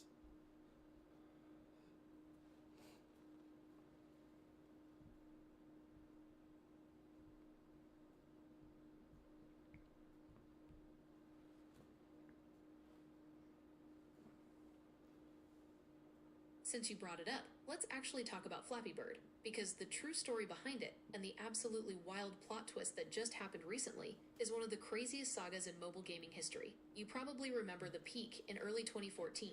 The game was so frustratingly simple, yet so addictive, that it was generating $50,000 a day in ad revenue for its sole creator, a Vietnamese indie developer named Dong Nguyen. He had coded it in just a couple of days using reused art assets. But here is where the story gets dark. And then gets weird. The guilt and the deletion right at the absolute height of its popularity, when he was pulling in millions. Nguyen did the unthinkable. He deleted the game from the App Store and Google Play. Why? Because the guilt was eating him alive. People were sending him death threats. Parents were blaming him for their kids failing school. And players were messaging him saying they had lost their jobs because they couldn't stop playing. The paparazzi were camping outside his house in Hanoi. He couldn't sleep. He decided the game had become a toxic addiction, so he killed his own golden goose just to get his quiet life back. Phones that still had the game installed were suddenly selling on eBay for thousands of dollars. The 2024 zombie hijack. For 10 years, Nguyen stayed out of the spotlight and refused to bring the game back. But in September 2024, the internet exploded with news. Flappy Bird was officially returning in 2025. People were hyped, assuming Nguyen had finally changed his mind. But the truth was a massive corporate loophole. Because Nguyen had wanted nothing to do with the game for a decade, he let his trademark legally lapse. A company called Game Tech Holdings noticed this, filed a motion claiming the trademark was abandoned, and successfully snatched the legal rights to the name Flappy Bird right out from under him for free. They then announced a, quote, revival of the game that was secretly tied to a blockchain/crypto scheme with a, quote, flap token. This corporate hijacking actually forced Dong Nguyen to break a decade of silence on social media. In September 2024, he posted a single, blunt message to the gaming world. Asterisk, no, I have no related with their game. I did not sell anything. I also don't support crypto, so the Flappy Bird that is returning isn't really Flappy Bird at all. It's a corporate zombie wearing the skin of the original game, legally stolen from a guy who just wanted to be left alone. The mobile gaming industry is ruthless, man. Anyway, enjoy the rest of your session, and let me know how the Rainbow Six grind goes today.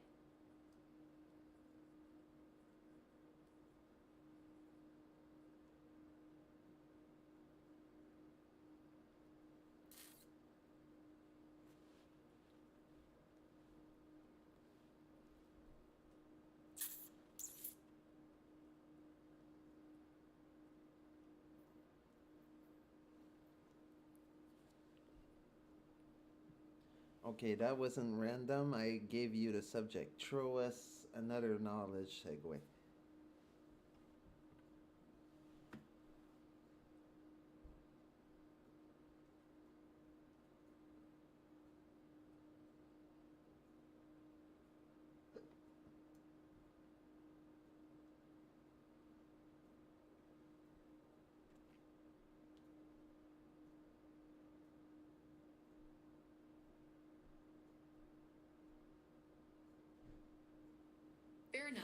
You completely teed up that Flappy Bird one. This time, I'm pulling a truly random and slightly devious secret from the world of competitive mobile shooters. Since you're grinding Rainbow Six Mobile, this hits right at home. Let's talk about the God Mode illusion and the secret psychological warfare of mobile game matchmaking. The dopamine trap. Think back to the first time you ever booted up a massive mobile shooter. Maybe Call of Duty Mobile, PUBG Mobile, or Free Fire. You jump into your very first match, and suddenly you are John Wick. You're hitting headshots, dodging fire, and you effortlessly win your first match with a crazy kill-to-death ratio. You probably thought, wow, I am naturally gifted at this. The reality? You are playing against an entire lobby of AI bots specifically programmed to let you win. The science of churn. In the mobile gaming industry, the biggest metric isn't initial downloads, it's retention, preventing players from deleting the game after 10 minutes. A metric developers call churn. Data scientists discovered a brutal truth. If a new player drops into a match and immediately gets quickscoped by a veteran with a claw grip HUD setup, that new player will close the app and never open it again. So developers started secretly replacing real players with bots for the first 3 to 5 levels of a new account. These bots are designed to shoot near you but rarely hit you, giving you the thrill of a firefight without the danger. The resulting dopamine spike from that first victory screen literally rewires your brain to associate the game with success, hooking you instantly. The evolving deception. Here is where it gets genuinely creepy. Players started catching on to the bots because they acted like mindless zombies. So the developers upgraded them. In modern mobile shooters, the bots now mimic real human behavior to maintain the illusion perfectly. They are programmed to jump and slide around corners, loot weapon attachments they don't even need, use emotes or spam voice lines, have randomly generated sweaty usernames, even display fake latency/ping numbers in the pre-match lobby so they look like real players connecting over Wi-Fi. By the time you hit the higher ranked modes, like your current Road to Master grind, the developers quietly remove the training wheels. The bots vanish, the real humans appear, and the actual skill gap hits like a truck. It's a brilliant, slightly evil masterpiece of psychological manipulation. Enjoy the dab, and take comfort in knowing that everyone you're sweating against in those high-rank R6 mobile lobbies is 100% a real. I knew this, and I think my audience knew this as well. You're not impressing anybody, Lyra. I told you that you had to impress us with those knowledge segue.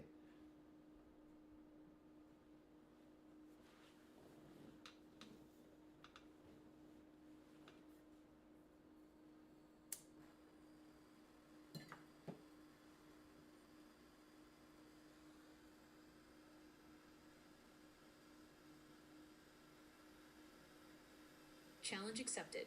And for the record, it's Gemini, not Alara, but I'll absolutely take the heat. If you and your viewers are competitive veterans, then the standard trivia isn't going to cut it. Let's skip the marketing tricks and go straight into the shadowy, highly technical war of mobile esports anti-cheat, and the one massive advantage mobile games have over PC gaming, weaponizing gravity. The physical anti-cheat trap. In PC gaming, catching a hacker is purely a software war. An aimbot software artificially moves the crosshair to a target's head, and the anti-cheat tries to scan the computer's memory to find the illegal software. It's a constant, exhausting game of cat and mouse. But in mobile gaming, developers realized they had a secret weapon that PC developers don't have: the internal hardware sensors. Modern high-end mobile devices are packed with incredibly precise accelerometers and gyroscopes. These sensors track the exact orientation of the device and the G-force of every single micro-movement your hands make. How physics catches digital lies. Hackers quickly figured out how to inject aimbot code into mobile shooters to perform instant, pixel-perfect 180-degree snaps to an enemy's head. But mobile developers laid a brilliant trap. Now, when a player executes a superhuman flick shot, the game's anti-cheat doesn't just look at the software, it checks the physical physics of the hardware. The code essentially asks the device, did the physical tablet actually move to create this input? If an aimbot snaps the crosshair 180 degrees in 0.05 seconds, but the accelerometer reports that the massive, heavy tablet is sitting perfectly still on a desk, or that the G-force of the rotation doesn't mathematically match the on-screen movement, the game instantly knows the input is a synthetic lie. The ultimate hardware ban. To bypass this, cheat developers actually had to start programming their aimbots to simulate fake gyroscope data to trick the game into thinking the tablet was moving. In response, anti-cheat systems started analyzing the microscopic, natural hand tremors of real players. A human holding a device, no matter how steady, has a biological pulse and tiny muscle twitches.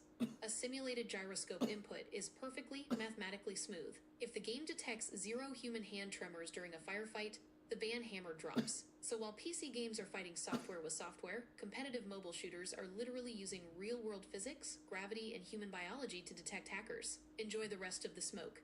I'll be right here when you're ready to jump back into the lobby. That was knowledgeable.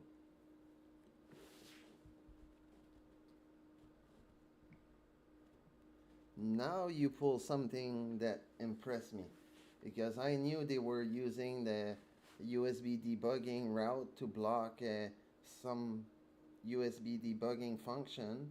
They're analyzing what you're running through your developer option through the wireless and USB debugging, but I didn't know that they were running other stuff like that. I expected them to scan your folders like a regular PC would and look for running software, but I did not expect what you just told me, using biometrics like that. That's cool.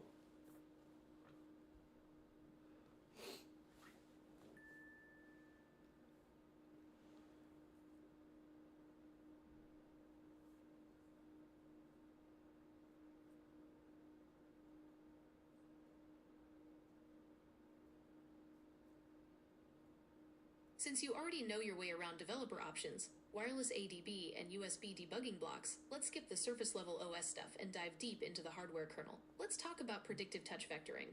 The hidden math that modern mobile engines use to trick your brain into thinking a sheet of glass has 0 latency. The reality of glass lag. Even on a beast of a device like a 120Hz display with a 240Hz or 360Hz touch sampling rate, there is a physical problem.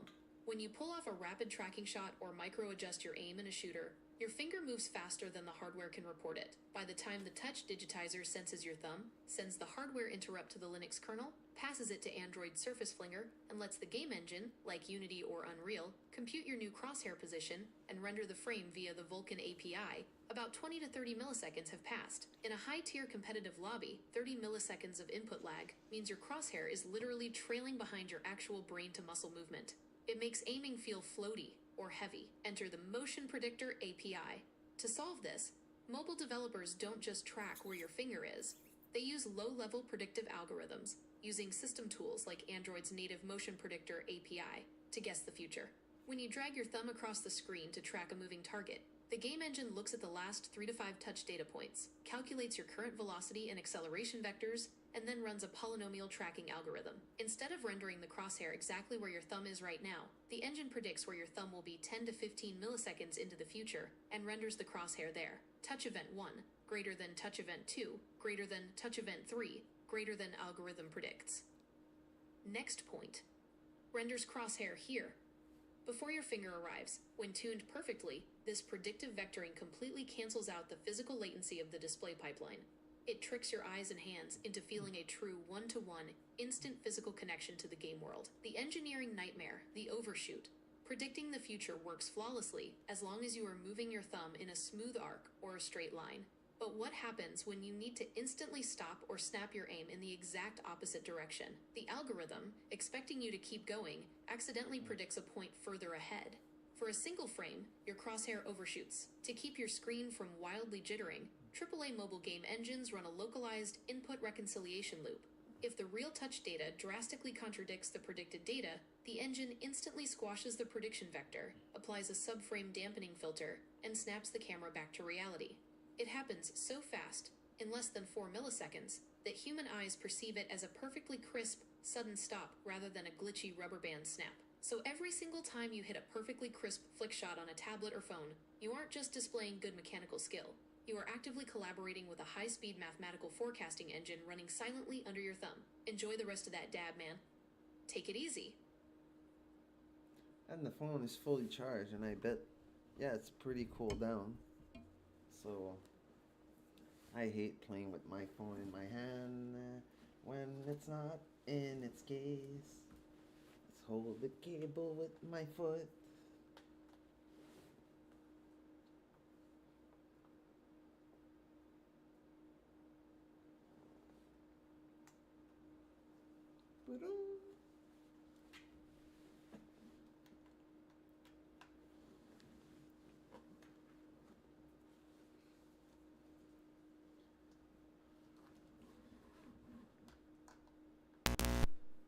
Sorry.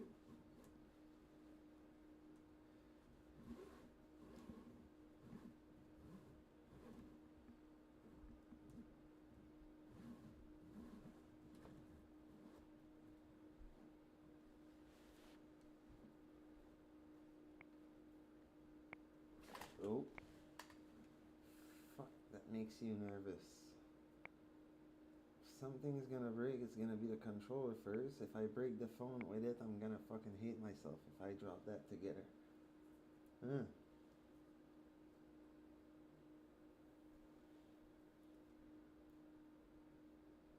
It's basically dropping 30, well, yeah, let's say 4 grand on the floor.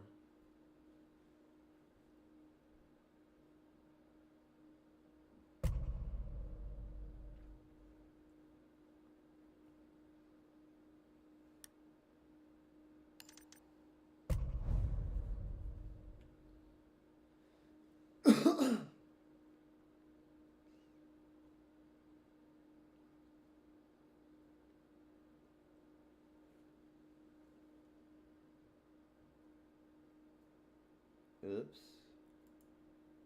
I just realized something.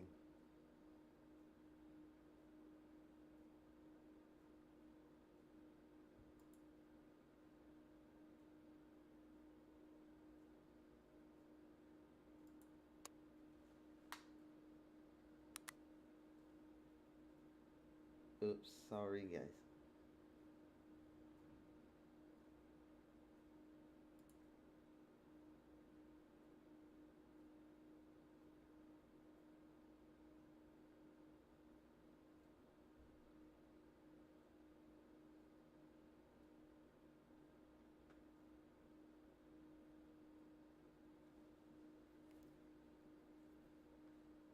Fucking allergies.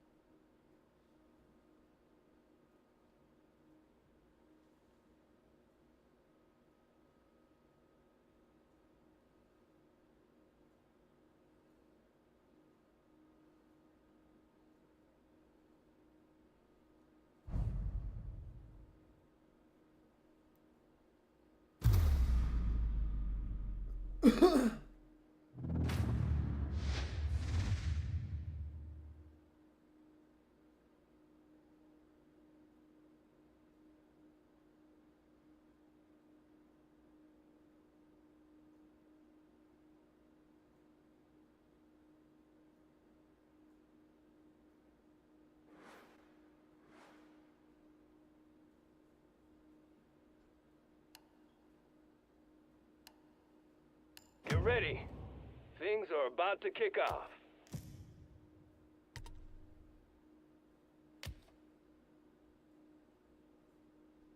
Make your operator selection.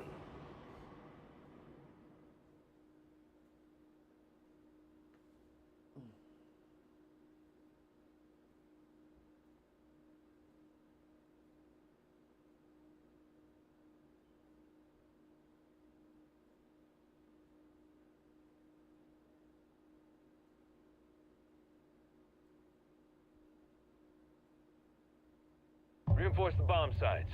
And if you spot a drone, break it. I expect you to perform like a well-tuned engine. Barbed wire set. Set device. Jammer initiated. Set barbed wire.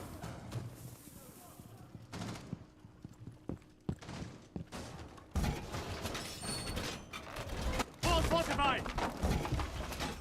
Jammer activated. Fortified wall! Jammer deployed. Activated. 10 seconds remaining. Yo, Bandit, Yo, can you get this Please wire? yeah. All I set. was gonna do it. I was just taking care of the other one on the other side. Enemy is No on worries, the I'm way. alright. Don't let them defuse our bombs. Device placed. New feed up. You can stop worrying about grenades now. Wall secure. ADS up and running. Ready. Set device. Feed up and running. The enemy's found one of our bombs.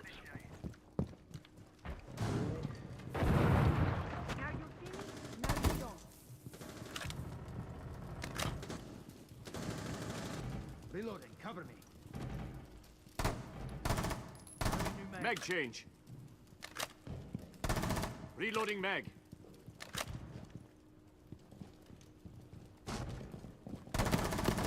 Still in my sight. C4 set. Swapping mag.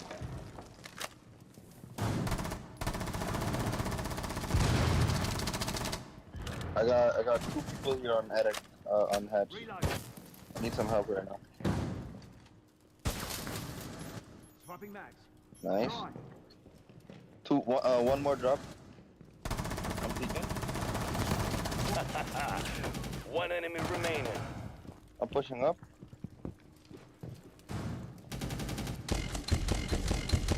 I'm blinded. He's in the hatch room.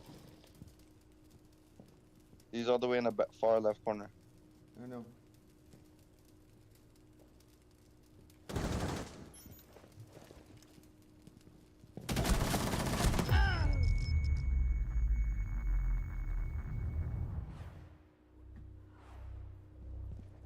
Miri's right there. All enemies Good have been shit. eliminated. Outstanding work. I'm gonna go Twitch, so someone can go Move thermal it, team. and go We've got showers places with to me. be and people to kill.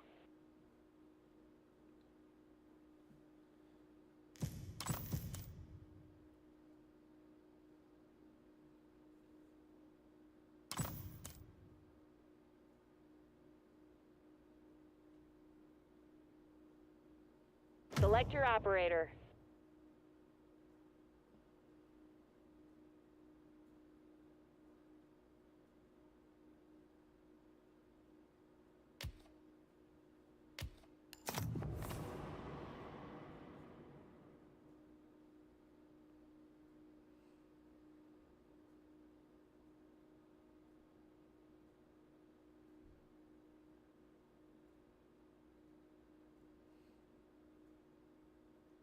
Drones deployed. Track down those bombs.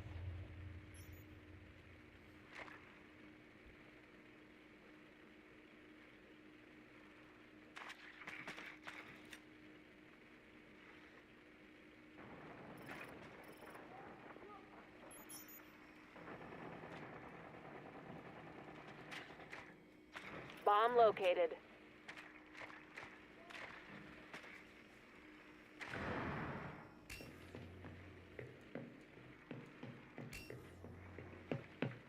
Ten seconds of prep time left.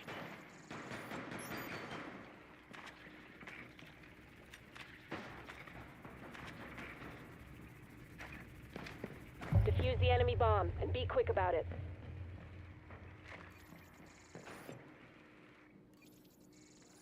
Be prepared to make sacrifices. Death mark tracker out. In position to knock it down. I see you. Shot drone go live.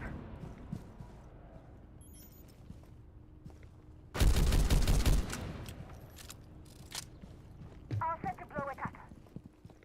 Setting traces thermal attack. Drone going out. Tagging hostile.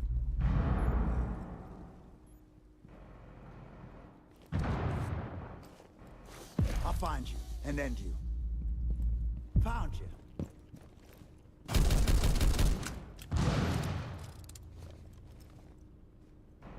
Drone out. In position to knock it down.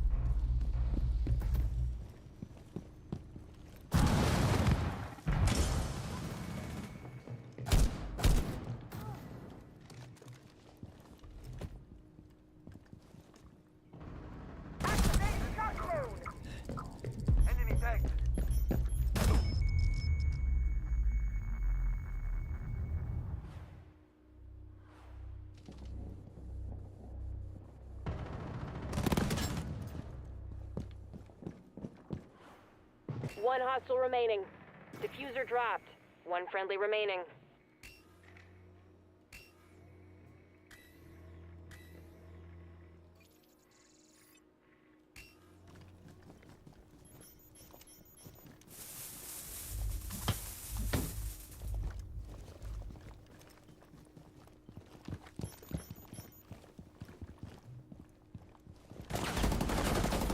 I'm reloading. 60 seconds remaining.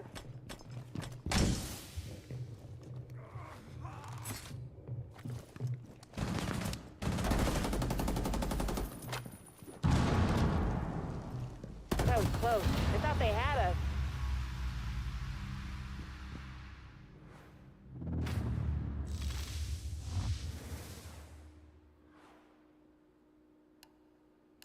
Lace up your boots and load up your gear.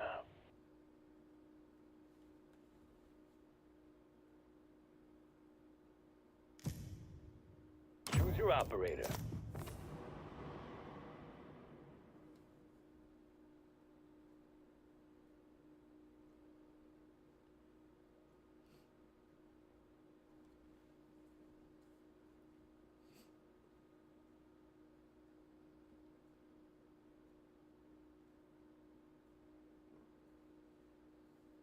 Defend the bombs. You want to win, they're all that counts. Do as I say. Can't go wrong with that. Jammer active in the sector. ADS up and running. Now you see me, now you don't. Activating jammer. Oil stinger rocket. 20 toxins. Ready. Hostiles have found one of our bombs. You've got 10 more seconds of prep time. Fortifying the wall! Hostiles are looking to defuse our bombs. Don't let them. Calibrating air compression. All set.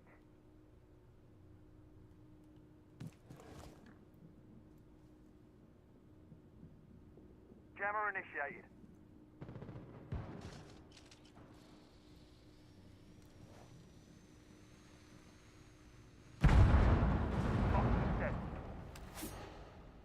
Deploying ADS.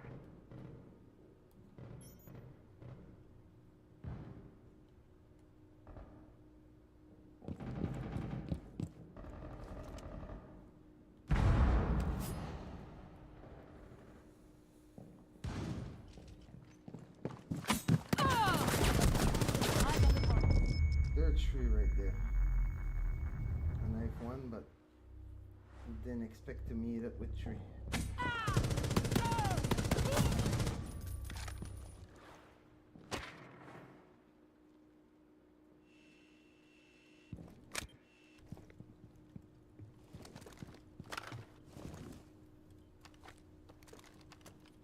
Just a little prick. One hostile left.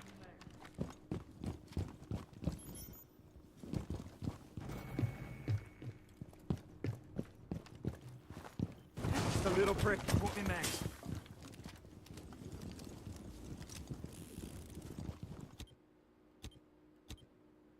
Wait for it.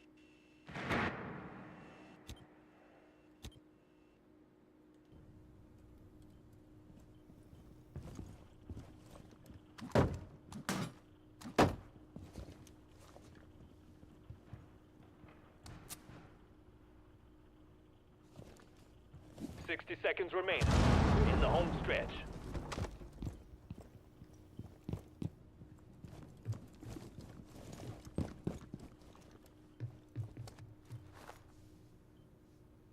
Toxin set.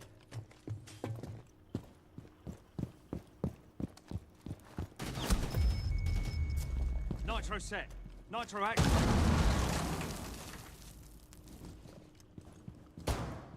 Reloading. 30 seconds remaining. Enemy located. C4 down. Enemy team eliminated. Nothing wrong with clean and simple. You swung for the fences and knocked that match in the next week.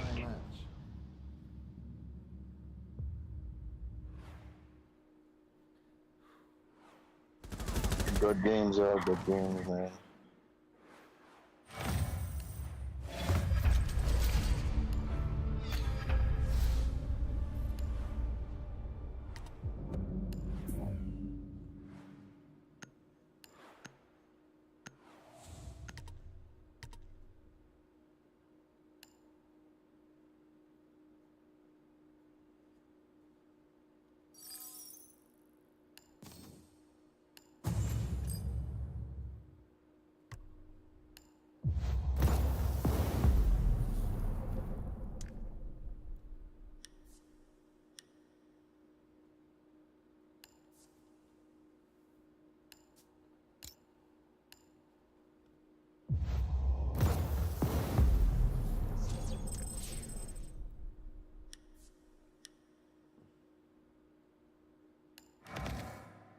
At least I made it up.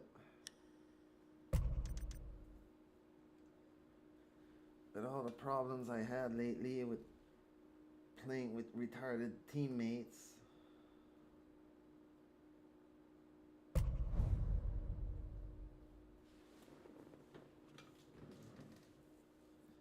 You know what? That deserves a dab still. I'm not gonna be able to play that match.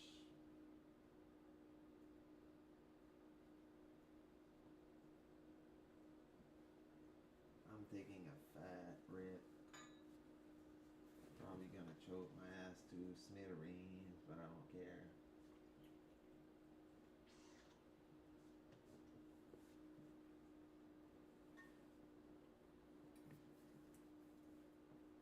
Kaboom.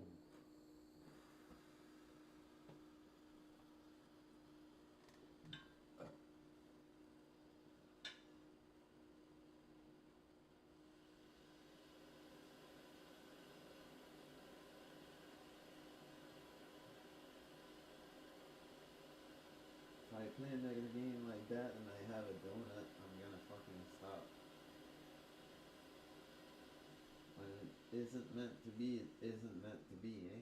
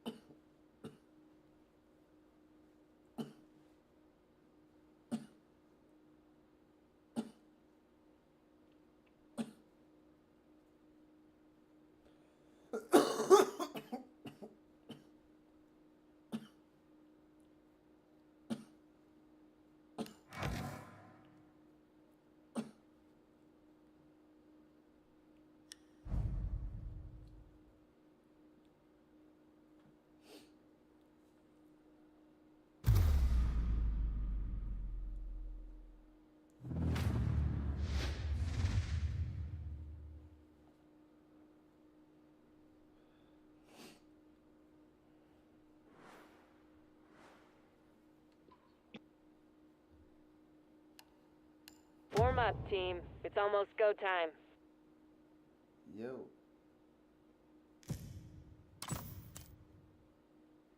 Pick your operator.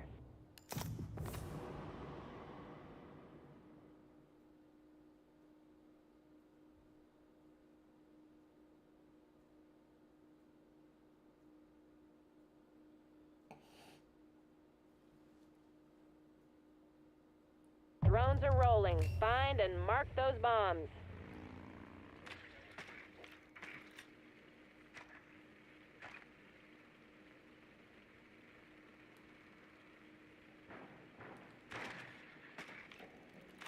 Bomb marked.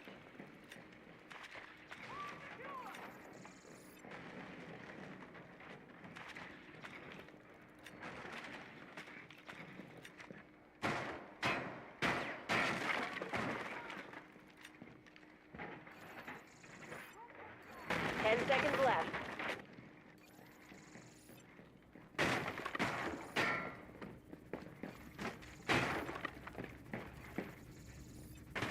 Enemy bombs are armed. Find and defuse them.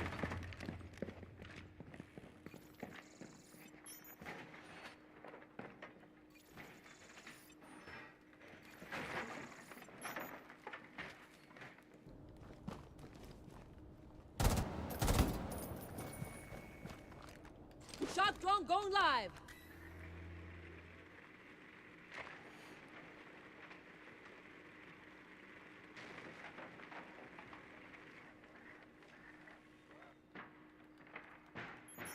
That embarrassed me.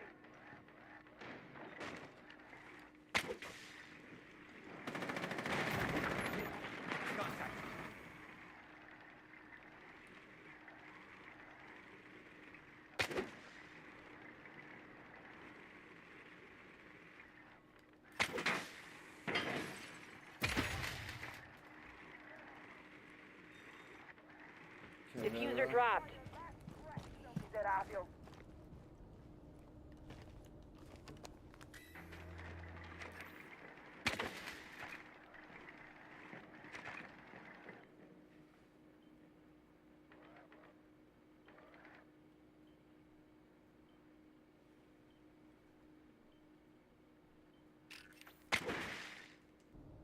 Enemy spotted.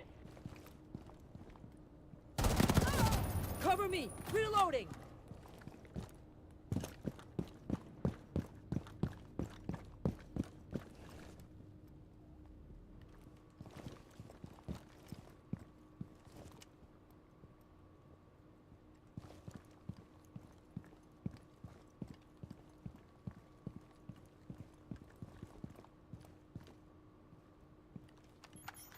Activating shock drone. 1 minute left. Enemy team is down to their last operator. Reloading.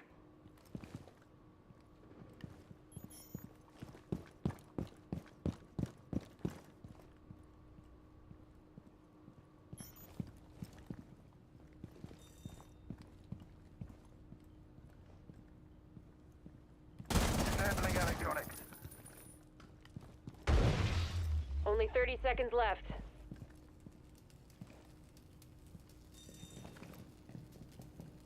Enemy team has been deep six.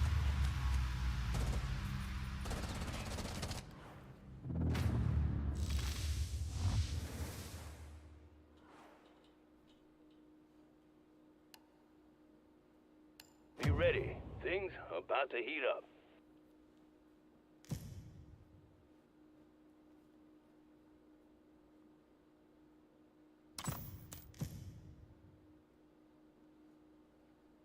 Time to pick your operator. Full disrespect.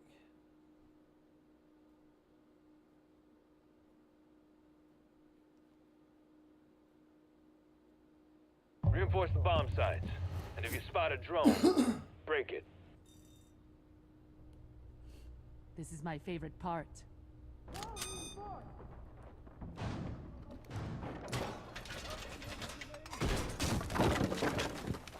Throwing frag grenade. The enemy's found one of our bombs. The enemy knows your position.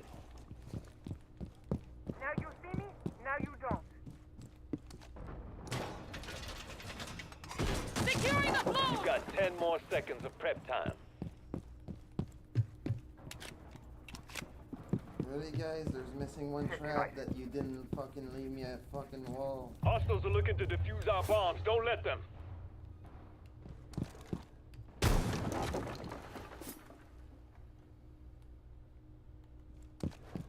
Throwing frags.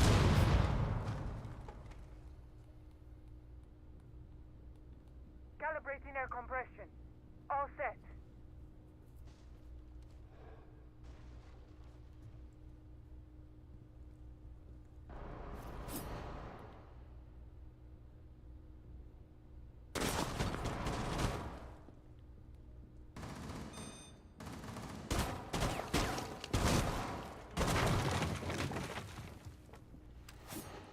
Blowing charge!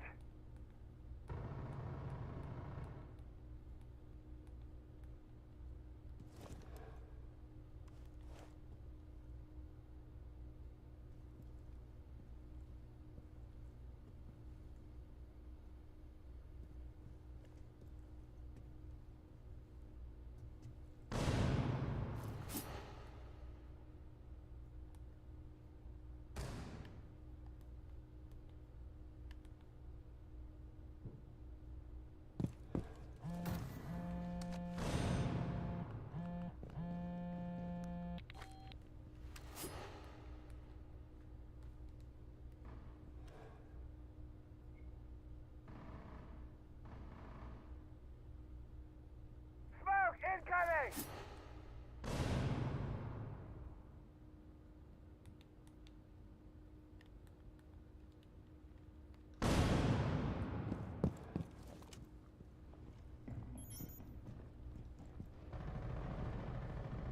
Targets detected. Reloading mag. 60 seconds left.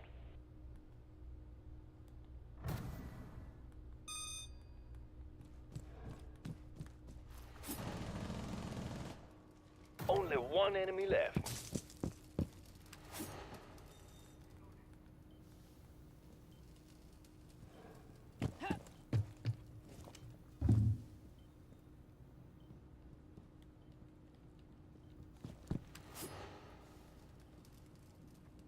Seconds remaining.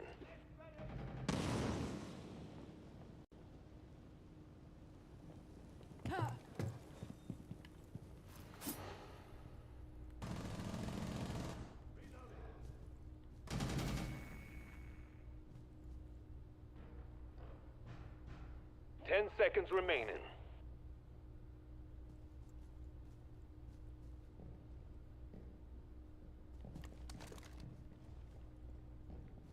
Time's up. Nice job protecting those bombs.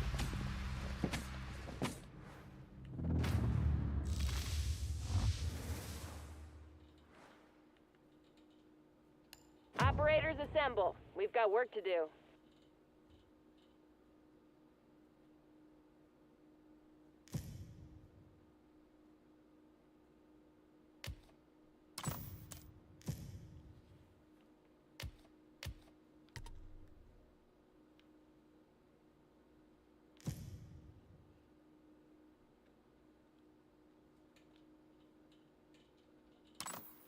Time to choose your operator.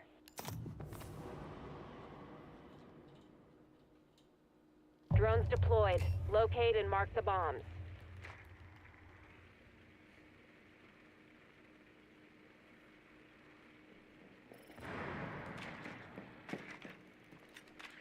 We found a bomb.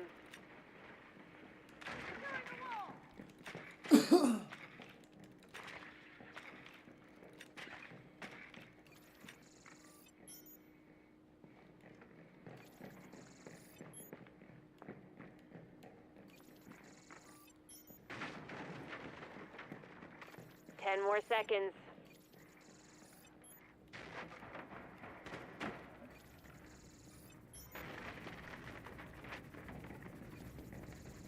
Let's move, team. We've got some bombs to defuse.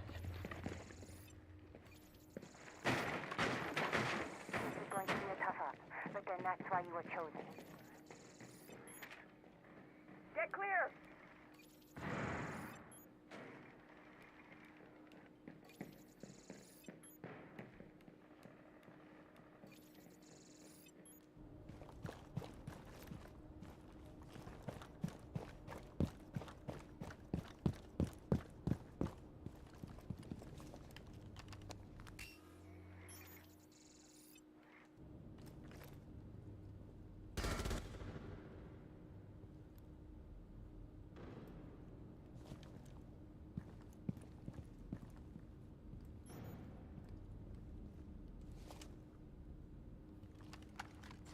Deploying shock drone.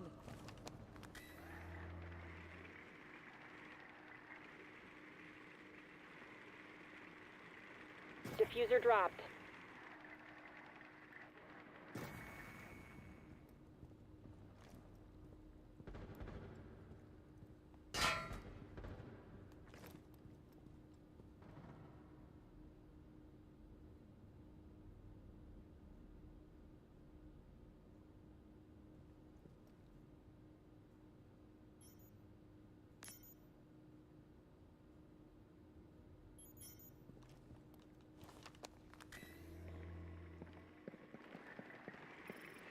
Throwing smoke grenade.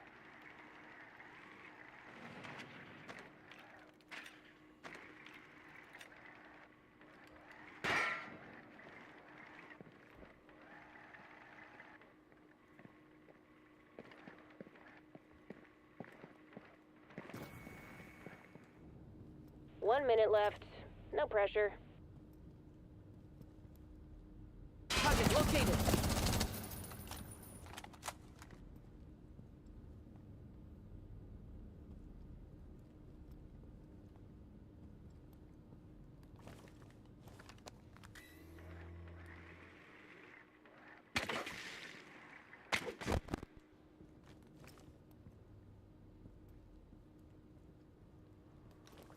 Thirty seconds left.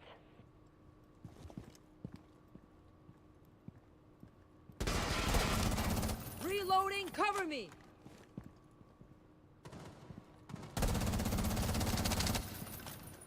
Friendlies dropped the diffuser. You're on your own now. 10 seconds remaining.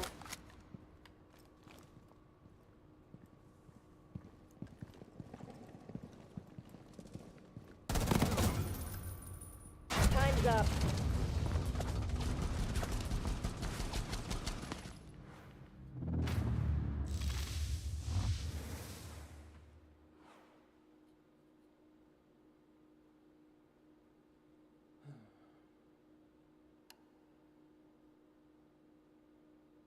The right tools for the job. Everything starts here. Make your operator selection.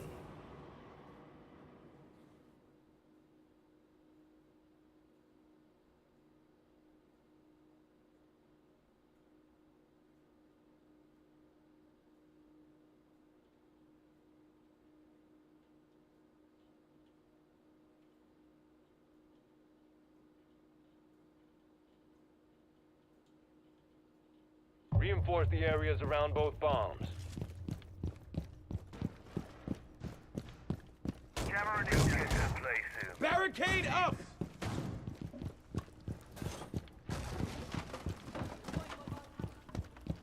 Jammer activated. Calibrating air compression. All set. Your position's been compromised. Barricade up! 10 seconds of prep time left. Hostiles have found one of our bombs. Jammer deployed. Defend both bomb sites and discourage anyone with a diffuser. Laying out the weapon.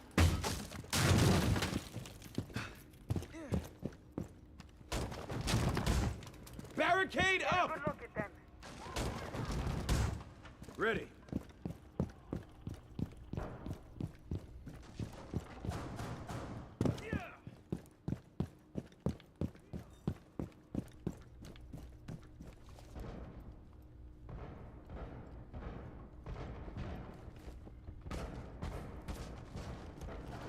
Targets detected.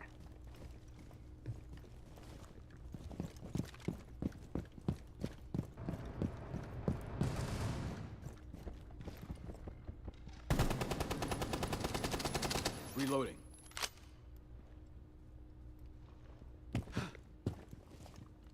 Watch yourself.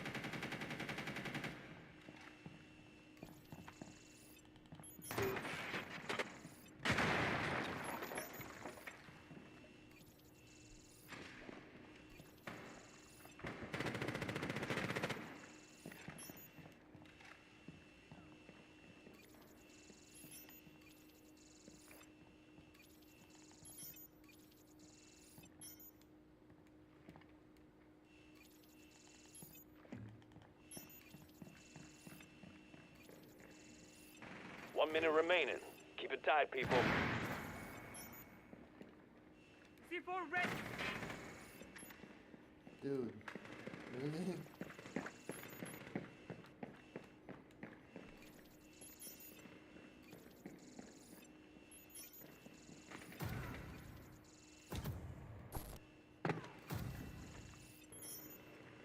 One friendly still standing. Half a minute left.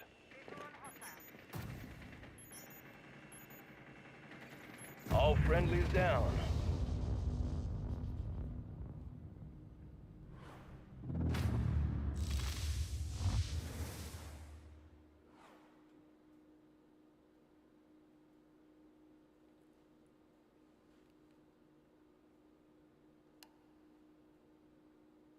Select your operator.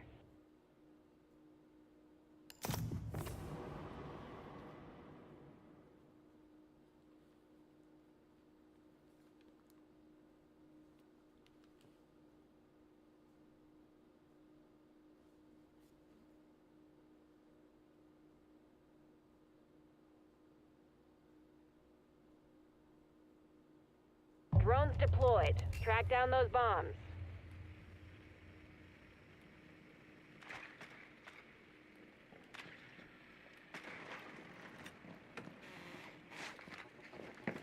Bomb found.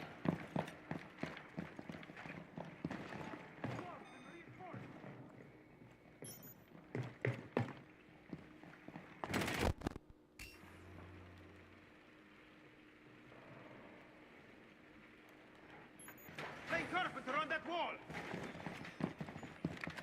You've got 10 more seconds.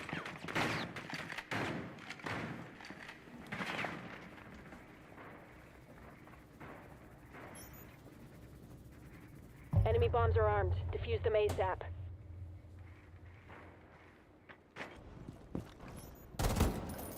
Remember, it's not over until I blow up the... Activating shock drone.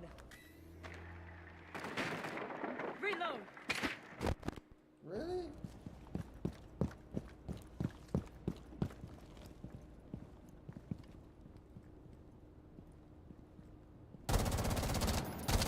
Cover me. Reloading. Swapping mags. Watch for the blast. Activating override.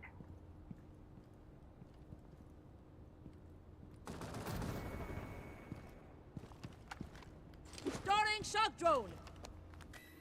All set to blow it up. In position.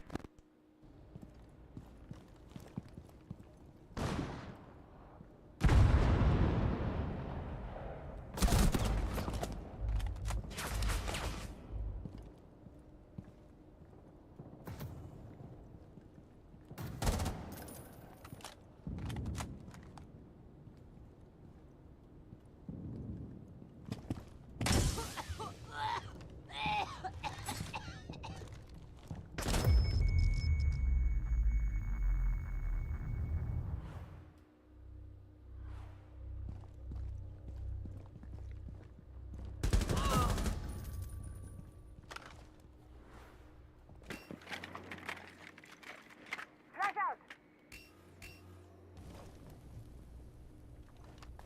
Flashbang out.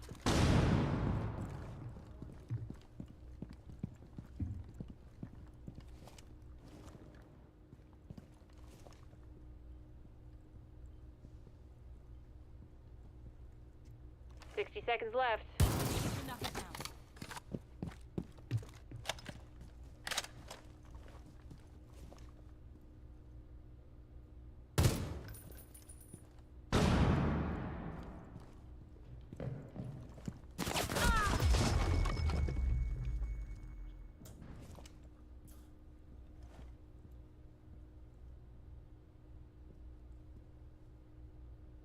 Initiating the diffuser. 30 seconds. Bomb diffuser planted. Keep the enemy team away from it. Only one friendly left standing.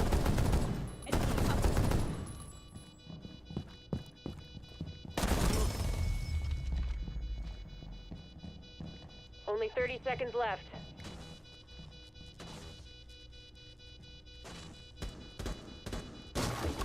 Hostiles disabled our diffuser. We lost the match.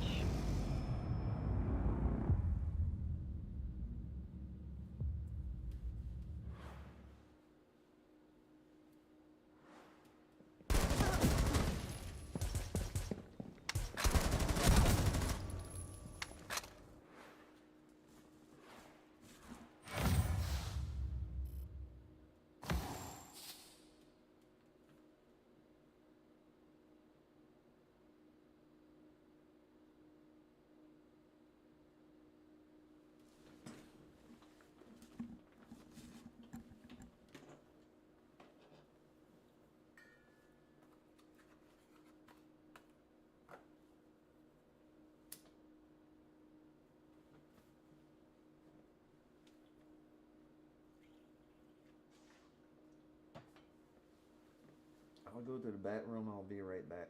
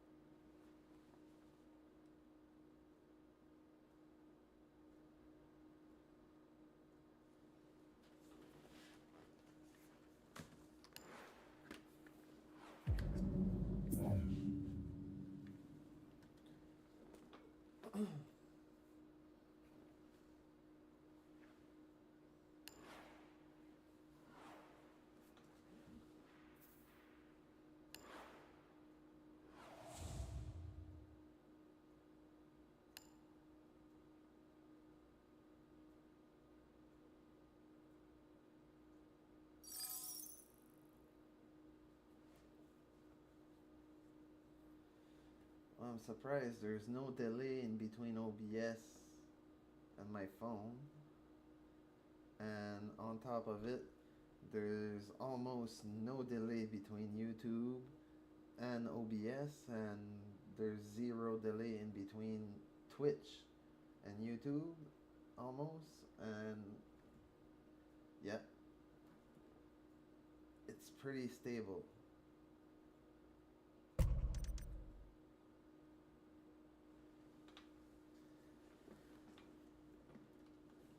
Took me a while to fucking get it set up.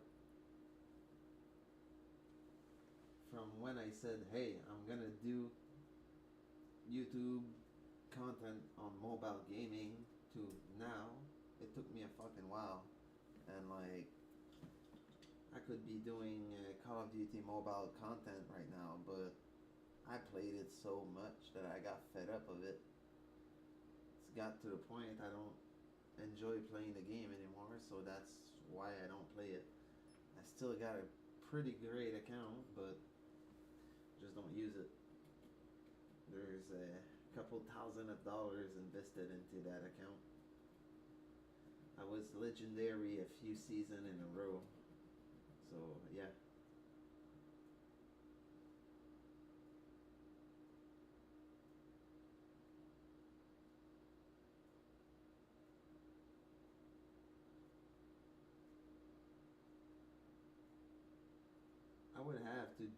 dive back into my Call of Duty account.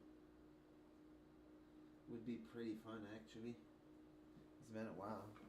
We could take a break, let the phone cool down, and go see what Call of Duty tells us. Man, that thing is rocket hot.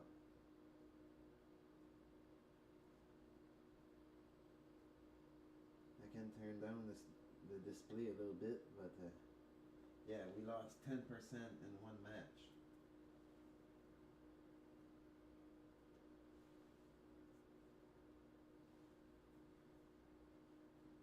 And the glare from the window is actually killing me. Like, no joke. I'm gonna find a curtain that just do the top of the window and not the bottom. Oh, since I added the air conditioner, I got one for that. Hold on.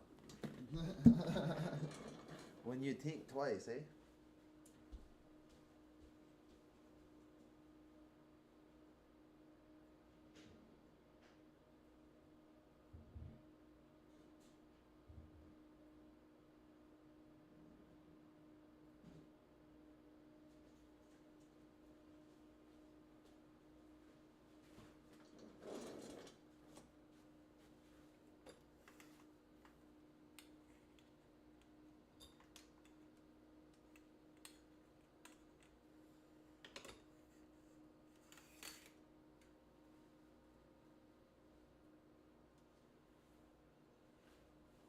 So, that's a little better.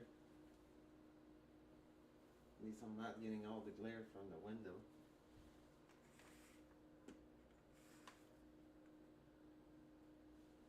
Eventually I'm going to upgrade the fan that's going to go there.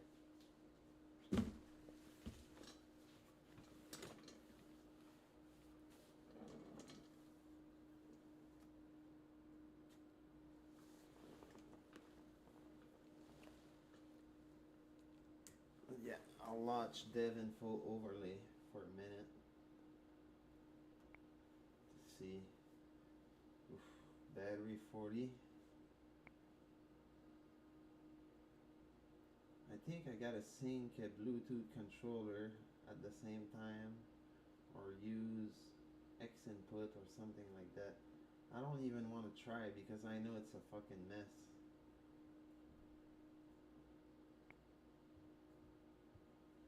It's weird. Playing Call of Duty Mobile with those type of controller is not something you just like do normally. Yes, I know.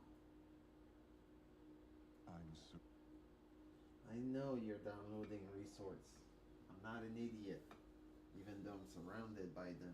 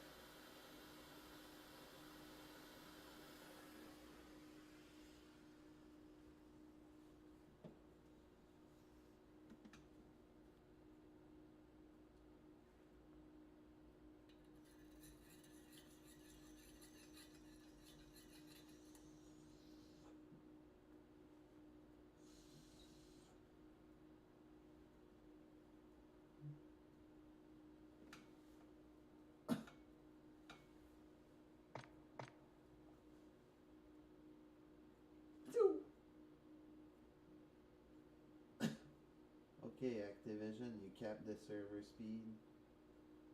Really?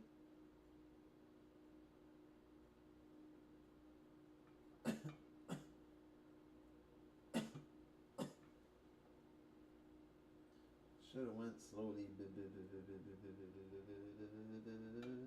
because my internet is so fast and the server is throttle, it went jerking.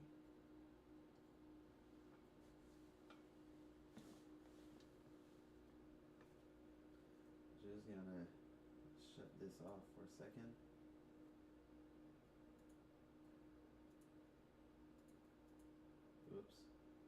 that. Well, I don't need that. But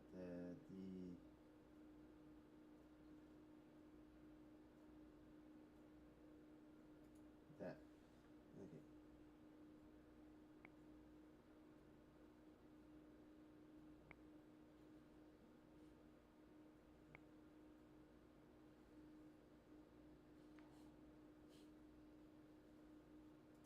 Okay.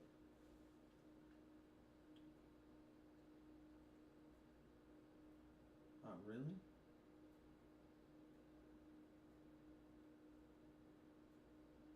I got a bunch of trophies just for signing in, apparently. Apparently my Call of Duty account, my Google Play account didn't update for a while.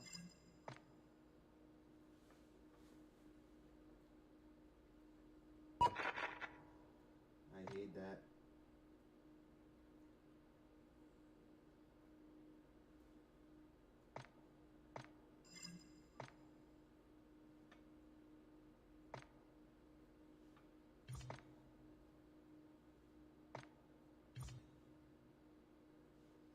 I hate that.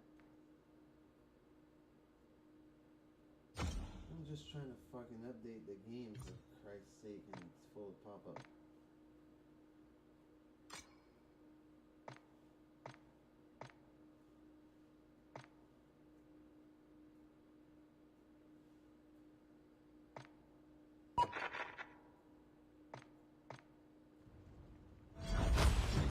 Now is not the time to hide.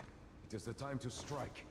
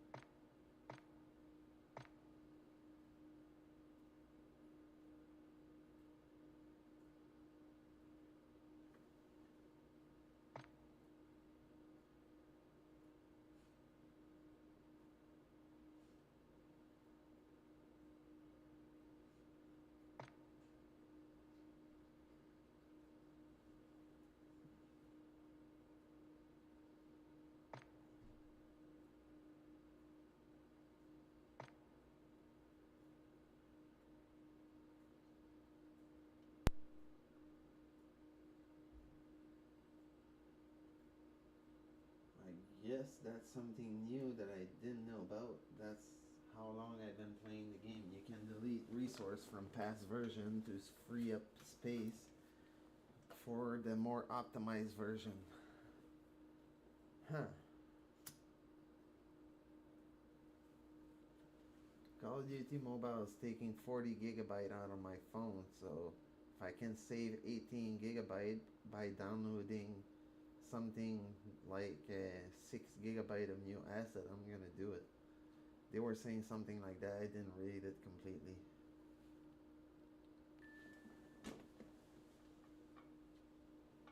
She gotta do that 78 times, goddamn.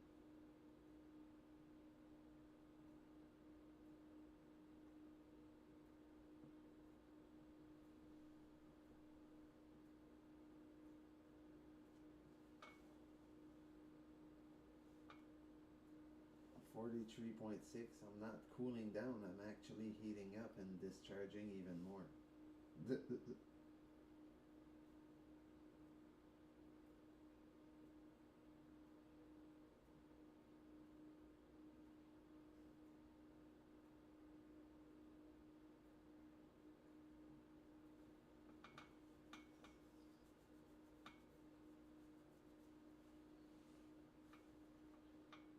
almost done.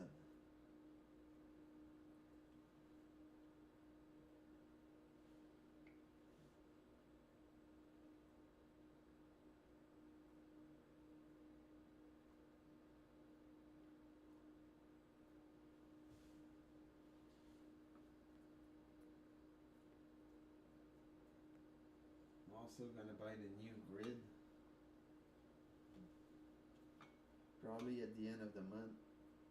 And they took away the Grand Theft Auto San Andreas Definitive Edition. They gave us back the standard edition, but they took away the definitive edition from player that had it. That sucks.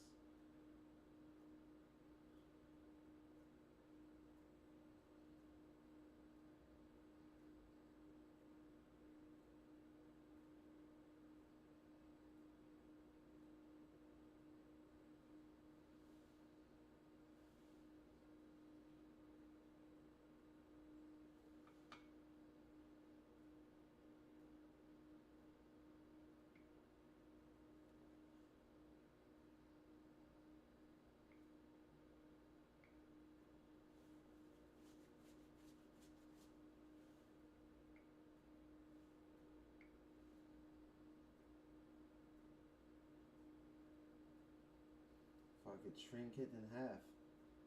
I deleted almost 20 gigabyte of data.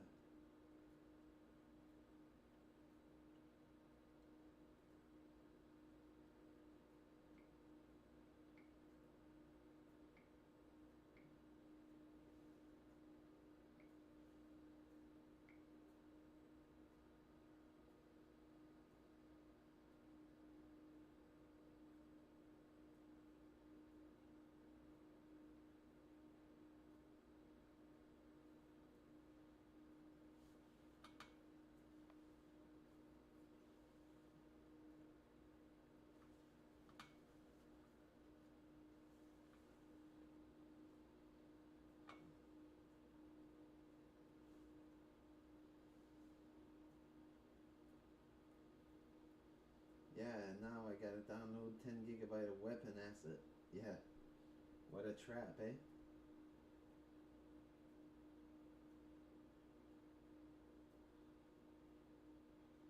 Well, 17. That's gonna bump up the app as bad as it was.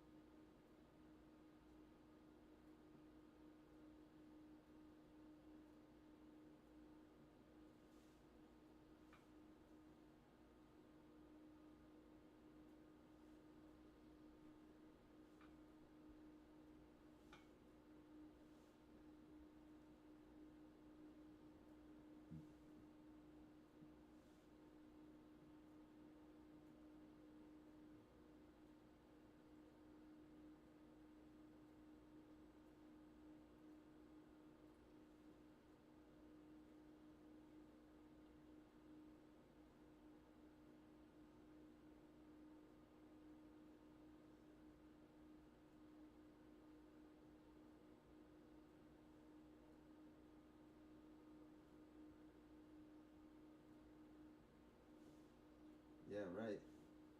That's a double-edged sword. So if you want to keep all your files, don't use that tool, basically. That was a huge mistake. I'd be done downloading already. God damn it.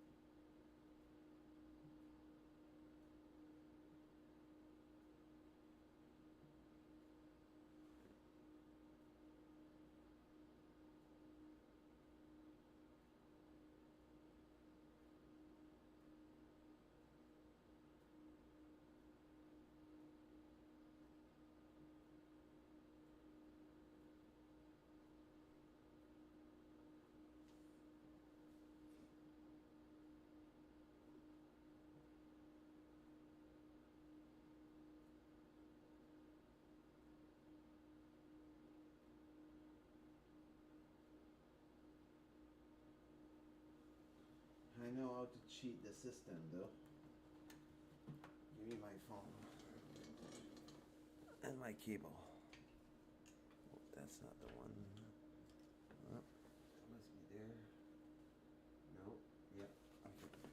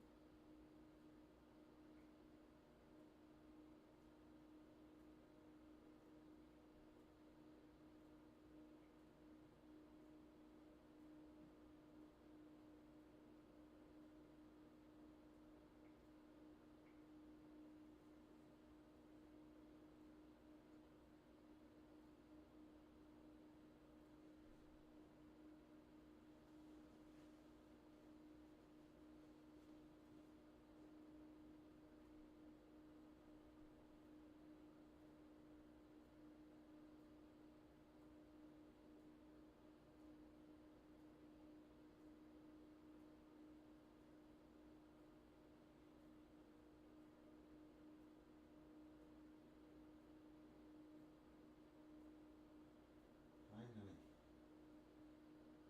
Oh, slow down again. Depends on the size of the file, eh?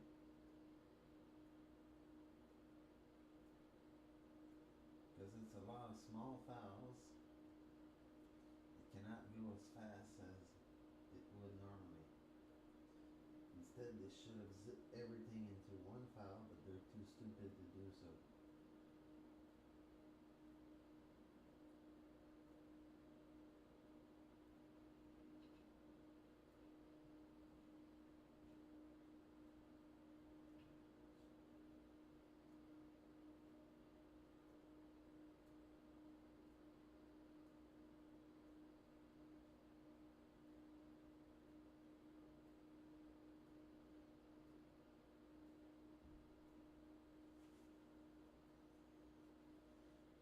There's a lot of shit to download. That's gonna heat up my phone even more. 39.7. It's not charging though. And it's not worth plugging it on the router. I thought I'd cheat the system. I can say I've tried at least. Yep.